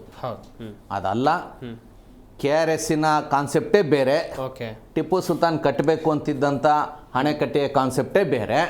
ಅದು ಒಳ್ಳೆ ಸದುದ್ದೇಶ, ಇದು ಒಳ್ಳೆ ಸದುದ್ದೇಶ, ಒಂದಕ್ಕೊಂದು ಲಿಂಕ್ ಮಾಡೋದು ಬೇಡ. ಆಮೇಲೆ ಇದು ಸಂಪೂರ್ಣ ಕ್ರೆಡಿಟನ್ನು ನಾಲ್ವಡಿ ಮತ್ತು ಅವರ ಮನೆತನ ಮತ್ತು ಅವರ ಪ್ರಜೆಗಳಿಗೆ ಮತ್ತು ಅವರ ಸಿಬ್ಬಂದಿ ವರ್ಗದವರಿಗೆ ಕೊಡಬೇಕೇ ವಿನ ಇನ್ನೊಬ್ಬ ರಾಜನಿಗೆ ವರ್ಗಾವಣೆ ಮಾಡೋದು ತಪ್ಪಾಗ್ಬಿಡುತ್ತೆ. ಕಂಡಿದ್ರು. ಈಗ ಅದಕ್ಕೊಂದು ನಾನೊಂದು ತಮಾಷೆಗೆ ಒಂದು ಲಿಂಕ್ ಸೇರಿಸ್ತೀನಿ. ಇತ್ತೀಚಿನ ದಿನಗಳಲ್ಲಿ ಬೆಂಗಳೂರಿನಲ್ಲಿ ನಮ್ಮ ಚಿತ್ರನಟ ಶಂಕರ್ ನಾಗ್ ಅವ್ರ ಬಗ್ಗೆ ಅವ್ರ ಅಭಿಮಾನಿಗಳು ತುಂಬಾ ಒಳ್ಳೊಳ್ಳೆ ವಿಷಯಗಳನ್ನ ಹೇಳ್ತಿದ್ದಾರೆ. ಅದ್ರಲ್ಲಿ ಒಂದು ಅತಿರೇಕದ ಹೇಳಿಕೆಗಳನ್ನ ಕೊಡ್ತಿದ್ದಾರೆ. ಶಂಕರ್ ನಾಗ್ ಇಲ್ಲ ಅಂದಿದ್ರೆ ಬೆಂಗಳೂರಿಗೆ ಮೆಟ್ರೋ ಬರ್ತಿರ್ಲಿಲ್ಲ, ಶಂಕರ್ ನಾಗ್ ಬೆಂಗಳೂರಿಗೆ ಮೆಟ್ರೋ ತರಬೇಕು ಅಂತ ಕನ್ಸ್ಕೊಂಡ್ರು ಅಂತ ಹೇಳ್ತಾರೆ. ಶಂಕರ್ ನಾಗ್ ಬದುಕಿದ್ದಾಗ ಒಳ್ಳೆಯ ನಟ, ಅವ್ರ ಬಗ್ಗೆ ವೈಯಕ್ತಿಕವಾಗಿ ನಮಗೆಲ್ಲ ಗೌರವ ಇದೆ, ಒಳ್ಳೆಯ ಜನಗಳಿಗೋಸ್ಕರ ಬದುಕಿದ್ರು. ಅವ್ರ ಕನ್ಸಲ್ಲ ಏನು ಪಟ್ಟಿದ್ರು ಅವ್ರ ಕೈನಲ್ಲಿ ಮೆಟ್ರೋ ತರಕ್ಕೆ ಆಗ್ತಿರ್ಲಿಲ್ಲ. ಯಾಕೆಂದ್ರೆ ಅವರು ಆ ಮೆಟ್ರೋ ತರುವಂಥ ಅಧಿಕಾರ ಸ್ಥಾನದಲ್ಲಿ ಇರಲಿಲ್ಲ. ಕನ್ಸ್ಕೊಂಡಿದ್ರು, ವಿದೇಶಕ್ಕೆ ಹೋಗ್ತಾ ಇದ್ರು, ನೋಡ್ತಾ ಇದ್ರು, ಈ ಥರದ್ದು ನಾನು ಒಂದು ಮಾಡಬೇಕು ನಮ್ಮೂರಲ್ಲಿ ಅಂತ ಕನ್ಸ್ಕೊಂಡಿದ್ರು. ಚಾಮುಂಡಿ ಬೆಟ್ಟಕ್ಕೆ ರೂಪೆ ಮಾಡೋಣ, ನಂದಿ ಬೆಟ್ಟಕ್ಕೆ ರೂಪೆ ಮಾಡೋಣ, ಇನ್ನೂ ಏನೇನೋ ಮಾಡೋಣ ಅಂತ ಕನ್ಸ್ಕೊಂಡಿದ್ರು. ಆದರೆ ಇಂಪ್ಲಿಮೆಂಟ್ ಮಾಡೋ ಅಧಿಕಾರ ಅವ್ರಿಗೆ ಇರಲಿಲ್ಲ. ಹಾಗನ್ಬಿಟ್ಟು ಇವತ್ತು ಅವ್ರ ಅಭಿಮಾನಿಗಳು ಕೆಲವರು ಶಂಕರ್ನಾಗಿಲ್ಲ ಅಂದ್ರೆ ಮೆಟ್ರೋ ಬರ್ತಿರ್ಲಿಲ್ಲ, ಶಂಕರ್ನಾಗೆ ತಂದ್ರು ಅನ್ನೋ ರೀತಿಯಲ್ಲೂ ಮಾತಾಡ್ತಾ ಇದ್ದಾರೆ. ಆ ರೀತಿಯಾಗಿ KRS ಡ್ಯಾಮ್ ನೋಡ್ಬಿಟ್ಟು ಟಿಪ್ಪು ಸುಲ್ತಾನೇ ಕಟ್ಸಿದ್ದು ಅನ್ನುವಂಥ ಹೇಳಿಕೆ ಬಂದಿರುವಂಥ ಸಂಭವನೂ ಇದೆ ಅಂತ ನನ್ನ ಒಂದು ವಿಶ್ಲೇಷಣೆ. Well sir. ಚಕ್ರಂಗೇಗೌಡರು ಒಂದು ಮಾತು ಹೇಳಿದ್ರು, ಟಿಪ್ಪು ಸುಲ್ತಾನ್ ಒಳ್ಳೆ ಕೆಲಸ ಮಾಡ್ದ, ನಾಲ್ವಡಿಯವರು ಮಾಡಿದ್ದು ಕೂಡ ಒಳ್ಳೆಯದೇ. ನಾವು ಈ ಹೋಲಿಕೆ ವ್ಯತ್ಯಾಸ ಮಾಡೋಕ್ಕೆ ಹೋಗಬಾರ್ದು, ಸ್ವಲ್ಪ ಅಪಾಯಕರವಾದ್ದು. ಹೌದು. ಓಕೆ. ಪ್ರತಿಯೊಬ್ಬ ನಾಯಕ, ಪ್ರತಿಯೊಬ್ಬ ದೊರೆಯೂ ಕೂಡ ಪ್ರಜೆಗಳಿಗೋಸ್ಕರ ಏನೋ ಅಷ್ಟೇ ಬೇಕಾದಷ್ಟು ಕೆಲಸ ಮಾಡಿದ್ದಾರೆ. ಟಿಪ್ಪು ಕೂಡ ಭೂ ಸುಧಾರಣೆ, ಭೂ ಹಿಡುವಳಿ ಮುಂತಾದ್ದು ಮತ್ತು ವ್ಯಾಪಾರಕ್ಕೆ ಸಂಬಂಧಪಟ್ಟ ದೊಡ್ಡ ಒಂದು ಅಧ್ಯಯನ ಮಾಡ್ತಾನೆ. ಕೆಲವು ಕ್ಷೇತ್ರಗಳಲ್ಲಿ ಅವನ ಸುಧಾರಣೆಗಳು, ಕ್ರಮಗಳು ತುಂಬ ಶ್ಲಾಘನೀಯವಾಗಿವೆ. ನಾವು ಒಬ್ಬನ್ನ ಇನ್ನೊಬ್ಬರನ್ನ ಹೋಲಿಕೆ ಮಾಡಬಾರದು. ಇದು ಅನೇಕ ಸಲ ಈಗ ಆಯಿತು. ಈಗ ಇತ್ತೀಚೆಗೆ ಒಬ್ಬರು ನಾಲ್ವಡಿಯವರಿಗಿಂತ ಇಂಥವರೇ ದೊಡ್ಡವರು. ಯಾಕೆ? ಒಬ್ಬ ಮಂತ್ರಿ ಅವನ ಕೆಲಸ ಅವನ ಸ್ಥಾನದಲ್ಲಿ ಅವರು ಮಾಡಿದ್ದಾರೆ, ಒಳ್ಳೆಯದು, ಸಂತೋಷ. ನಾವು ಟೀಕೆ ಮಾಡಬೇಕಾದಾಗ ಮಾಡೋಣ, ಮಾಡಬಾರ್ದು ಅಂತಲ್ಲ. ಆದರೆ ಈ ಹೋಲಿಕೆ ಮಾಡಿ ಅವ್ರಿಗಿಂತ ಇವರು ಒಳ್ಳೆಯದು ಅಂತ ಹೇಳೋದು ಇದೆಯಲ್ಲ, ಅದು ಸ್ವಲ್ಪ ತುಂಬ ಪ್ರಬುದ್ಧವಾದ ವಿಷಯ, ಅದ ಅಪಾಯಕಾರಿ ವಿಷಯ ಅಂತ. ಅಪಾಯಕರ. ಇನ್ನೊಂದು ವಿಷಯ ಚಿಕ್ಕರಂಗೇಗೌಡರೆ, ಈ ಮಹದೇವಪ್ಪನವರು ಒಂದು ವಿಷಯ ಹೇಳಿದ್ರು, ಹೀಗೆ ಒಂದು ಶಾಸನ ಹಾಕಿದ್ದಾರೆ, ಅದನ್ನ ಹೇಳೋದಕ್ಕೆ ಧೈರ್ಯ ಬೇಕು ಅಂತ. ಏನು ಹಾಗಂದರೆ ಧೈರ್ಯ ಬೇಕು ಅಂದರೆ ಏನು? ಯಾರಿಗೆ ಬೇಕು? ಅವ್ರಿಗೆ ಬೇಕಾ? ನನಗೆ ಬೇಕಾ? ನಮಗೆ ಧೈರ್ಯದ ಅಗತ್ಯ ಇಲ್ಲ. ಇತಿಹಾಸಕಾರನಿಗೆ ಬೇಕಾದ್ದು ಬದ್ಧತೆ. ನಾವು ಏನಿದೆಯೋ ಅದನ್ನು ಹೇಳ್ತೇವೆ. ಅವರು ಆ ಮಾತು ಹೇಳಿದ್ದು ನಿಜವಾಗಿಯೂ ಕೂಡ ಇಲ್ಲ, ಅದು ಖಂಡಿಸ್ಬೇಕು. ಯಾಕೆಂದ್ರೆ ನಾವೆಲ್ಲ ಈಗಾಗಲೇ ಹೇಳ್ಬಿಟ್ಟಿದೀವಿ, ಧೈರ್ಯ ಬೇಕು ಅಂತಾರಲ್ಲ, ಬಹುಶಃ ಅವ್ರಿಗೆ ಧೈರ್ಯ ಇರಬೇಕು ಅನ್ಸುತ್ತೆ ಅಷ್ಟೇ. ನಮ್ಗೆ ಯಾರಿಗೂ ಆ ಧೈರ್ಯದ ಬಗ್ಗೆ ನಮ್ಗೆ ಯಾರಿಗೂ ಭಯ ಇಲ್ಲ. ಸತ್ಯ ಏನಿದೆ ಅದನ್ನ ನಾವು ಹೇಳ್ತಾ ಇದೀವಿ. ಈಗಲೂ ಅಷ್ಟೇ, ಮಹದೇವಪ್ಪ ಹೇಳಿದ್ರು ತಪ್ಪು ಅಂತ ಹೇಳಿ ಧೈರ್ಯದಿಂದ ಹೇಳ್ತಿದೀವಲ್ಲ. ಇಷ್ಟು ಹೇಳೋರಿಗೆ ಅದಿತ್ತು ಅಂತ ಹೇಳೋದು ಗೊತ್ತಿಲ್ವ? ಆಮೇಲೆ ಇದ್ರ ಬಗ್ಗೆ ಸಾಕಷ್ಟು ಚರ್ಚೆ ಆಗಿದೆ. ಟಿಪ್ಪು ಸುಲ್ತಾನ್ ಬಗ್ಗೆ ನಮ್ಮ ಗುರುಗಳು ಹೇಳಿದಾಗೆ ಪರ ವಿರೋಧ ಸಾಕಷ್ಟು ಚರ್ಚೆ ಆದಾಗ ನಾವೇನು ಮಾತಾಡಿದ್ದೀವಿ ಅಂದರೆ ಹಂಸ ಕ್ಷೀರ ನ್ಯಾಯ ಅಂತ ಕರಿತೀವಿ. ನಮ್ಮ ಪರಂಪರೆನಲ್ಲಿ ಅದು ಬರುತ್ತೆ. ಒಳ್ಳೆಯದು. ಹಂಸ ಅಂದರೆ ಹಾಲು ಮತ್ತು ನೀರು ಬೆರೆಸ್ಕೊಂಡಿರುತ್ತೆ. ಅಲ್ಲಿ ವಿಹರಿಸ್ತಿರೋವಂಥ ಹಂಸ ಪಕ್ಷಿ ಹಾಲನ್ನು ಮಾತ್ರ ಹೀರ್ಕೊಂಡು ನೀರನ್ನು ಮಾತ್ರ ಬಿಟ್ಬಿಡುತ್ತೆ. ಹಾಗೆ ಒಳ್ಳೆಯ ಗುಣ ಟಿಪ್ಪು ಸುಲ್ತಾನ್ ಏನಿದೆ ಅದೆಲ್ಲವನ್ನೂ ಹೇಳಿದ್ದೇವೆ. ಆಮೇಲೆ ಟಿಪ್ಪು ಸುಲ್ತಾನ್ ಕಾಲದಲ್ಲಿ ಕೆಲವೊಂದು ಅವಘಡಗಳು ನಡೆದಿದೆ. ಅದು 1788ರಿಂದ 1791 ನಡುವೆ ಸ್ವಲ್ಪ ಮಟ್ಟಿಗೆ ಅಲ್ಲಿ ಅವಘಡಗಳು ನಡೀತು. ಅದನ್ನು ಅಂಡ್ಯೂ ಅಡ್ವಾಂಟೇಜ್ ಅಂತೇಳಿ ಒಬ್ಬ ಗುಲಾಮ್ ಅಲಿ ಲಂಗಡಾ ಅಂತೇಳಿ ಆತ ಕೆಲವು ತಪ್ಪುಗಳನ್ನು ಮಾಡಿದೆ. ಯಾಕೆಂದ್ರೆ ಗುಲಾಮ್ ಅಲಿ ಲಂಗಡಾ ಅನ್ನುವಂಥ ಒಬ್ಬ ಮಂತ್ರಿಯನ್ನ ಇವರು ಬಹಳ ವಿಶ್ವಾಸಕ್ಕೆ ತಗೊಂಡಿದ್ರು ಟಿಪ್ಪು ಸುಲ್ತಾನ್. ಅದನ್ನ ಅವ್ನು ಮಿಸ್ಯೂಸ್ ಮಾಡ್ಕೊಂಡು ಈ ರಾಜ್ಯದಲ್ಲಿ ಕೆಲವೊಂದು ಅವಘಡಗಳನ್ನ ಮಾಡ್ಬಿಟ್ಟಿದ್ದ. ಅದಕ್ಕೆ ದಾಖಲೆಗಳಿದಾವೆ. ಅದು ತಪ್ಪು. ಆಮೇಲೆ ಅವನ್ನ ಅಷ್ಟು ವಿಶ್ವಾಸಕ್ಕೆ ತಗೊಂಡು ಅಂದನ ತರ ಅವನಿಗೆ ಬೆಂಬಲ ಕೊಟ್ಟಿದ್ದು ಟಿಪ್ಪು ಸುಲ್ತಾನ್ ತಪ್ಪೆ. ಇದನ್ನು ಕೂಡ ನಾವು ಹೇಳಿದೀವಿ. ಅಂದ್ರೆ ಇವೆಲ್ಲ ಹೇಳ್ಬೇಕಾದ್ರೆ ನಿಜವಾಗಿ ಹೇಳ್ತೀನಿ, ಗುರುಗಳು ಹೇಳ್ದಾಗೆ ನಮಗೂ ಎಂಟದೇ ಇರಬೇಕು. ನಾವ್ ಇದೆಲ್ಲ ಓದಿ ಜೀರ್ಣಿಸ್ಕೊಂಡು ಎಲ್ಲ ಮಾಡಿರ್ತೀವಿ. ಆಮೇಲೆ ತಪ್ಪಿದ್ರೆ ತಪ್ಪು ಅಂತ ಒಪ್ಕೊಂಡಿರ್ತೀವಿ ಅಲ್ವಾ? ಈಗ ಕೆಲವರೆಲ್ಲ ಹೇಳ್ತಾ ಹೋದ್ರು, ಎಷ್ಟು ಸುಮಾರು 50,000 ದೇವಾಲಯಗಳನ್ನ ನಿರ್ನಾಮ ಮಾಡ್ದ ಅಂತೇಳಿ. ಟಿಪ್ಪು ಸುಲ್ತಾನ್ ಕಾಲ್ಗಟ್ಟದಲ್ಲಿ ದಕ್ಷಿಣ ಭಾರತದಲ್ಲಿ 50,000 ದೇವಸ್ಥಾನನೇ ಇರ್ಲಿಲ್ಲ. ಈ ತರ ನಾವು ವಾದವಾಗಿ ಮಾಡಿರ್ತೀವಿ. ಆಮೇಲೆ ಇದು ಹೇಳೋದಕ್ಕೆ ಧೈರ್ಯ ಬೇಕು ಅಂದ್ರೆ ಏನ್ ಅರ್ಥ? ಎಲ್ರಿಗೂ ಧೈರ್ಯ ಇದೆ, ಎಲ್ಲರೂ ಹೇಳಿರ್ತಾರೆ. ಆದ್ರೆ ಕರೆಕ್ಟ್ ಆಗಿ ಹೇಳ್ಬೇಕು. ಸತ್ಯವನ್ನ ಹೇಳೋದಕ್ಕೆ ಧೈರ್ಯ ಬೇಕು. ಸರ್, ಇಲ್ಲಿ ನಂದೊಂದು ಪ್ರಶ್ನೆ ಇತ್ತು. ನಾವು ಈಗ ಇರೋದು ಟೆಕ್ನಾಲಜಿಯ ಯುಗ ಸರ್. ಅಂದಿನ ಕಾಲದಲ್ಲಿ ಯಾವುದೇ ಟೆಕ್ನಾಲಜಿಗಳಿರಲಿಲ್ಲ. ಈ ಪರಿಕಲ್ಪನೆ ಹೇಗೆ ಹುಟ್ಕೊಳ್ತು? ಕನ್ನಂಬಾಡಿ ಅಣೆಕಟ್ಟು ಎನ್ನುವಂಥ ಪರಿಕಲ್ಪನೆ ಹೇಗೆ ಹುಟ್ಕೊಳ್ತು? ಇದಕ್ಕಿದ್ದಂಥ ಇಂಜಿನಿಯರ್ಸ್ಗಳು 7 ಜನ ಇಂಜಿನಿಯರ್ಸ್ಗಳು ಇದ್ರು ಎನ್ನುವುದಾಗೂ ಒಂದಷ್ಟು ಚರ್ಚೆಗಳಾಗ್ತಾ ಇದ್ವು. ಒಂದು ಪಠ್ಯದ ವಿಚಾರವಾಗೂ ಕೂಡ ಮೊನ್ನೆ ಅಷ್ಟೇ ಪ್ರತಿಭಟನೆಗಳು ಕೂಡ ಆಗಿತ್ತು. ಸರ್ ಎಂ ವಿಶ್ವೇಶ್ವರಯ್ಯ ಸೇರಿದಂತೆ 7 ಜನ ಇಂಜಿನಿಯರ್ಸ್ಗಳಿದ್ರು. ಅವರ ಕೊಡುಗೆ ಇದಕ್ಕಿದೆ ಎನ್ನುವುದಾಗಿ ಏನ್ ಹೇಳ್ತೀರಾ ಸರ್? ಈಗ ಟೆಕ್ನಾಲಜಿ ಅನ್ನೋದು ಪ್ರತಿಯೊಂದು ಯುಗಕ್ಕೂ ತನ್ನದೇ ಆದ ಒಂದು ಟೆಕ್ನಾಲಜಿ ಇದೆ. ಕರಿಕಾಲ ಚೋಳ 1ನೇ ಶತಮಾನದಲ್ಲಿ ಅಣೆಕಟ್ಟು ಕಟ್ಟಿದ್ನಲ್ಲ, ಅವನೇ ಒಂದು ಟೆಕ್ನಾಲಜಿ ಉಪಯೋಗಿಸ್ದ. ಸೊ ಟೆಕ್ನಾಲಜಿ ಅನ್ನೋದು ಎಲ್ಲ ಯುಗದಲ್ಲೂ ಎಲ್ಲ ಕಾಲದಲ್ಲೂ ಒಂದೇ ಅಲ್ಲ. ಈಗಿನ ಇವತ್ತು 2025 ಇರೋ ಟೆಕ್ನಾಲಜಿ 50 ವರ್ಷದಲ್ಲಿ ನಾನು ಆಗಲೇ ಹೇಳಿದೆ, ಚುರುಕಿ ಉಪಯೋಗ ಕನ್ನಂಬಾಡಿ ಆದಮೇಲೂ ಕೂಡ ಮುಂದುವರಿಯಿತು. ಸೊ ಟೆಕ್ನಾಲಜಿ ಒಂದೊಂದು ಯುಗದಲ್ಲೂ ಕೂಡ ಅದು ಬೇರೆ ಆಗ್ತಾ ಹೋಗುತ್ತೆ. ಸೊ ಅಣೆಕಟ್ಟು ಕಟ್ಟೋದಕ್ಕೆ ಶಿಲಾಯುಗದಿಂದಲೂ ಕೂಡ ಮಾನವ ಅನೇಕ ವಿಧವಾದ ಈ ಆರ್ಕಿಟೆಕ್ಚರಲ್ ಸಾಧನೆಗಳು ಮಾಡ್ತಾ ಬಂದಿದ್ದಾನೆ. ಸೊ ಟೆಕ್ನಾಲಜಿ ಒಂದೇ ಎಲ್ಲ ಕಾಲಕ್ಕೂ ಒಂದೇ ಆಗೋಕ್ಕೆ ಸಾಧ್ಯವಿಲ್ಲ. ಮುಂದೆ ಇನ್ನೂ ಭಿನ್ನವಾದ ಟೆಕ್ನಾಲಜಿ ಬರುತ್ತೆ. ಅಲ್ಲ, ಯಾಕೆ ಈ ಪ್ರಶ್ನೆ ಇರ್ತದೆ ಅಂತ ಹೇಳಿದ್ರೆ ಆಗಿನ ಕಾಲದಲ್ಲೆಲ್ಲ ಮ್ಯಾನ್ ಪವರ್ ಅಲ್ಲಿ ಮಾಡ್ತಾ ಇದ್ರು, ಈಗ ಮಿಷನರಿ ಇದೆ. ಇಲ್ಲ ಆಗ್ಲೂ ಮಿಷನರಿ ಇತ್ತು, ಹೇಳ್ತೀನಿ. ನಾವು ಇಲ್ಲಿ ಟೆಕ್ನಾಲಜಿ ಅಂದ ತಕ್ಷಣ ನಮ್ಮ ಗುರುಗಳು ಹೇಳಿದಾಗೆ ಇವತ್ತಿನ ಮಾಡರ್ನ್ ಟೆಕ್ನಾಲಜಿ ಅಲ್ಲ. ಯಾವಾಗ ಮನುಷ್ಯ ಚಕ್ರವನ್ನ ಕಂಡಿಡಿದ್ನಲ್ಲ, that itself is a invention of technology. ಚಕ್ರದ ಅನ್ವೇಷಣೆ ಇದೆಯಲ್ಲ, ಆವಾಗಿಂದ ಈ ತಂತ್ರಜ್ಞಾನದ ಆವಿಷ್ಕರಣೆ ಶುರು ಆಯಿತು. ಈಗ ಉದಾಹರಣೆ ಒಂದು ಕೊಡಬೇಕು ಅಂದರೆ, ರಾಜರಾಜ ಚೋಳ 1025 ವರ್ಷಗಳ ಹಿಂದೆನೇ ತಂಜಾವೂರಿನಲ್ಲಿ ಬೃಹದೇಶ್ವರ ದೇವಾಲಯವನ್ನು ಕಟ್ಟದ. ಸುಮಾರು 220 ಅಡಿ ಎತ್ತರ ಅಪ್ರಾಕ್ಸಿಮೇಟ್ ಆಗಿ ಅಂತ ಹೇಳ್ತಾರೆ. ತುದಿನಲ್ಲಿ ಸುಮಾರು 88 ಟನ್ ತೂಕದ, ಅಂದರೆ 88,000 kg ತೂಕದ ಒಂದು ಕಲ್ಲನ್ನು ತಗೊಂಡೋಗಿಟ್ಟಿದ್ದಾನೆ. 250 ಅಡಿ ಎತ್ತರಕ್ಕೆ ಯಾವ ಕ್ರೇನ್ ಇತ್ತು? ಹೆಂಗ್ ತಗೊಂಡೋದ ಅಂದ್ರೆ, ಅವತ್ತಿನ ಟೆಕ್ನಾಲಜಿ ಹೇಗಿತ್ತು ಅಂದ್ರೆ, ಆ ತುದಿಯಿಂದ ಅವನ ಹುಟ್ಟಿದ ಊರು, ಆ ಊರ ಹೆಸರು ನಾನು ಉರಯೂರು ಅಂತ ಏನು ಕರೀತಾರೆ, 6 ಕಿಲೋಮೀಟರ್ ಮಣ್ಣಿನ ರ್ಯಾಂಪ್ ಮಾಡಿದ್ದ. 6 ಕಿಲೋಮೀಟರ್ ಮಣ್ಣಿನ ರ್ಯಾಂಪ್ ಮಾಡಿದ್ರೆ ಅದು ಸ್ವಲ್ಪ ಹೈಟ್ ಕಮ್ಮಿ ಆಗುತ್ತೆ. ಆ ಕಲ್ಲನ್ನ ಆನೆಗಳ ಮೂಲಕ ತಳ್ಳಿಸ್ಕೊಂಡು ತುದಿನಲ್ಲಿ ಇಟ್ಟ. ಆ ಕಾಲದ ಹೈಟೆಕ್ ಟೆಕ್ನಾಲಜಿ ಅದು. ಅಂದ್ರೆ ಈ ಕಾನ್ಸೆಪ್ಟ್ ಬೇರೆಯವ್ರಿಗೆ ಗೊತ್ತಿರಲ್ಲ, ಅದು ಈಜಿಪ್ಟ್ ಅಲ್ಲಿ ಎಲ್ಲೋ ಇತ್ತು. ಇಲ್ಲಿ ಇವ್ರಿಗೆ ಹೆಂಗ್ ಗೊತ್ತಾಯ್ತು ಅಂದ್ರೆ, ಆ ತಂತ್ರಜ್ಞಾನ ಅನ್ನೋದು ಇದೆಯಲ್ಲ, ಈ ವರ್ತಕರ ಮೂಲಕ ಮತ್ತೆ ಅದು ಪ್ರಚಾರ ಆಗ್ತಾ ಇರುತ್ತೆ. ಈಗ ನೀವು ಬೇಲೂರು, ಹಳೆಬೀಡು, ಸೋಮನಾಥಪುರ ದೇವಾಲಯಗಳನ್ನ ನೋಡಿ, ಎಂತೆಂಥ ಟೆಕ್ನಾಲಜಿ ಅಲ್ಲಿ ಇದೆ ಅನ್ನೋದು ಗೊತ್ತಾಗುತ್ತೆ. ನಮ್ಮಲ್ಲಿ ಏನಾಗಿದೆ, ಒಂದು ದುರಂತ ಏನಂದ್ರೆ, ನಮ್ಮ ಸರ್ಕಾರಗಳಿಗೆ ಇತಿಹಾಸವನ್ನು ಅಧ್ಯಯನ ಮಾಡೋರಿಗೆ ಸರಿಯಾದಂಥ ಪ್ರೋತ್ಸಾಹ ಇಲ್ಲ. ಇವರು ಸರಿಯಾದಂಥ ಪ್ರೋತ್ಸಾಹ ಕೊಟ್ಬಿಟ್ರೆ ನಮ್ಮಲ್ಲಿ ಏನೇನು ಟೆಕ್ನಾಲಜಿ ಇತ್ತು ವಿತ್ ಆಧಾರ ಸಮೇತ ಅದು ನಂತರ ಯಾವ ರೂಪಾಂತರವನ್ನು ಹೊಂದಿತೋ, ಅದರಿಂದ ಹಿಂದೆ ಏನು ಸಾಧನೆ ಮಾಡಿದ್ರು. ಈಗ ಹೇಳಿದ್ರು ನಮ್ಮ ಗುರುಗಳು, ರಾಜರಾಜ ಚೋಳ ಅಲ್ಲ, ಇವನು ಕರಿಕಾಲ ಚೋಳ, ಕ್ರಿಸ್ತ ಶಕ 1ನೇ ಶತಮಾನ ಅಂದ್ರೆ 2025 ವರ್ಷದಿಂದನೇ ಒಂದು ಡ್ಯಾಮ್ ಅನ್ನ ತಮಿಳುನಾಡಲ್ಲಿ ಕಟ್ಟಿದ್ದಾನೆ. ಇವತ್ತಿಗೂ ಅದು ಕೆಲಸ ಮಾಡ್ತಾ ಇದೆ.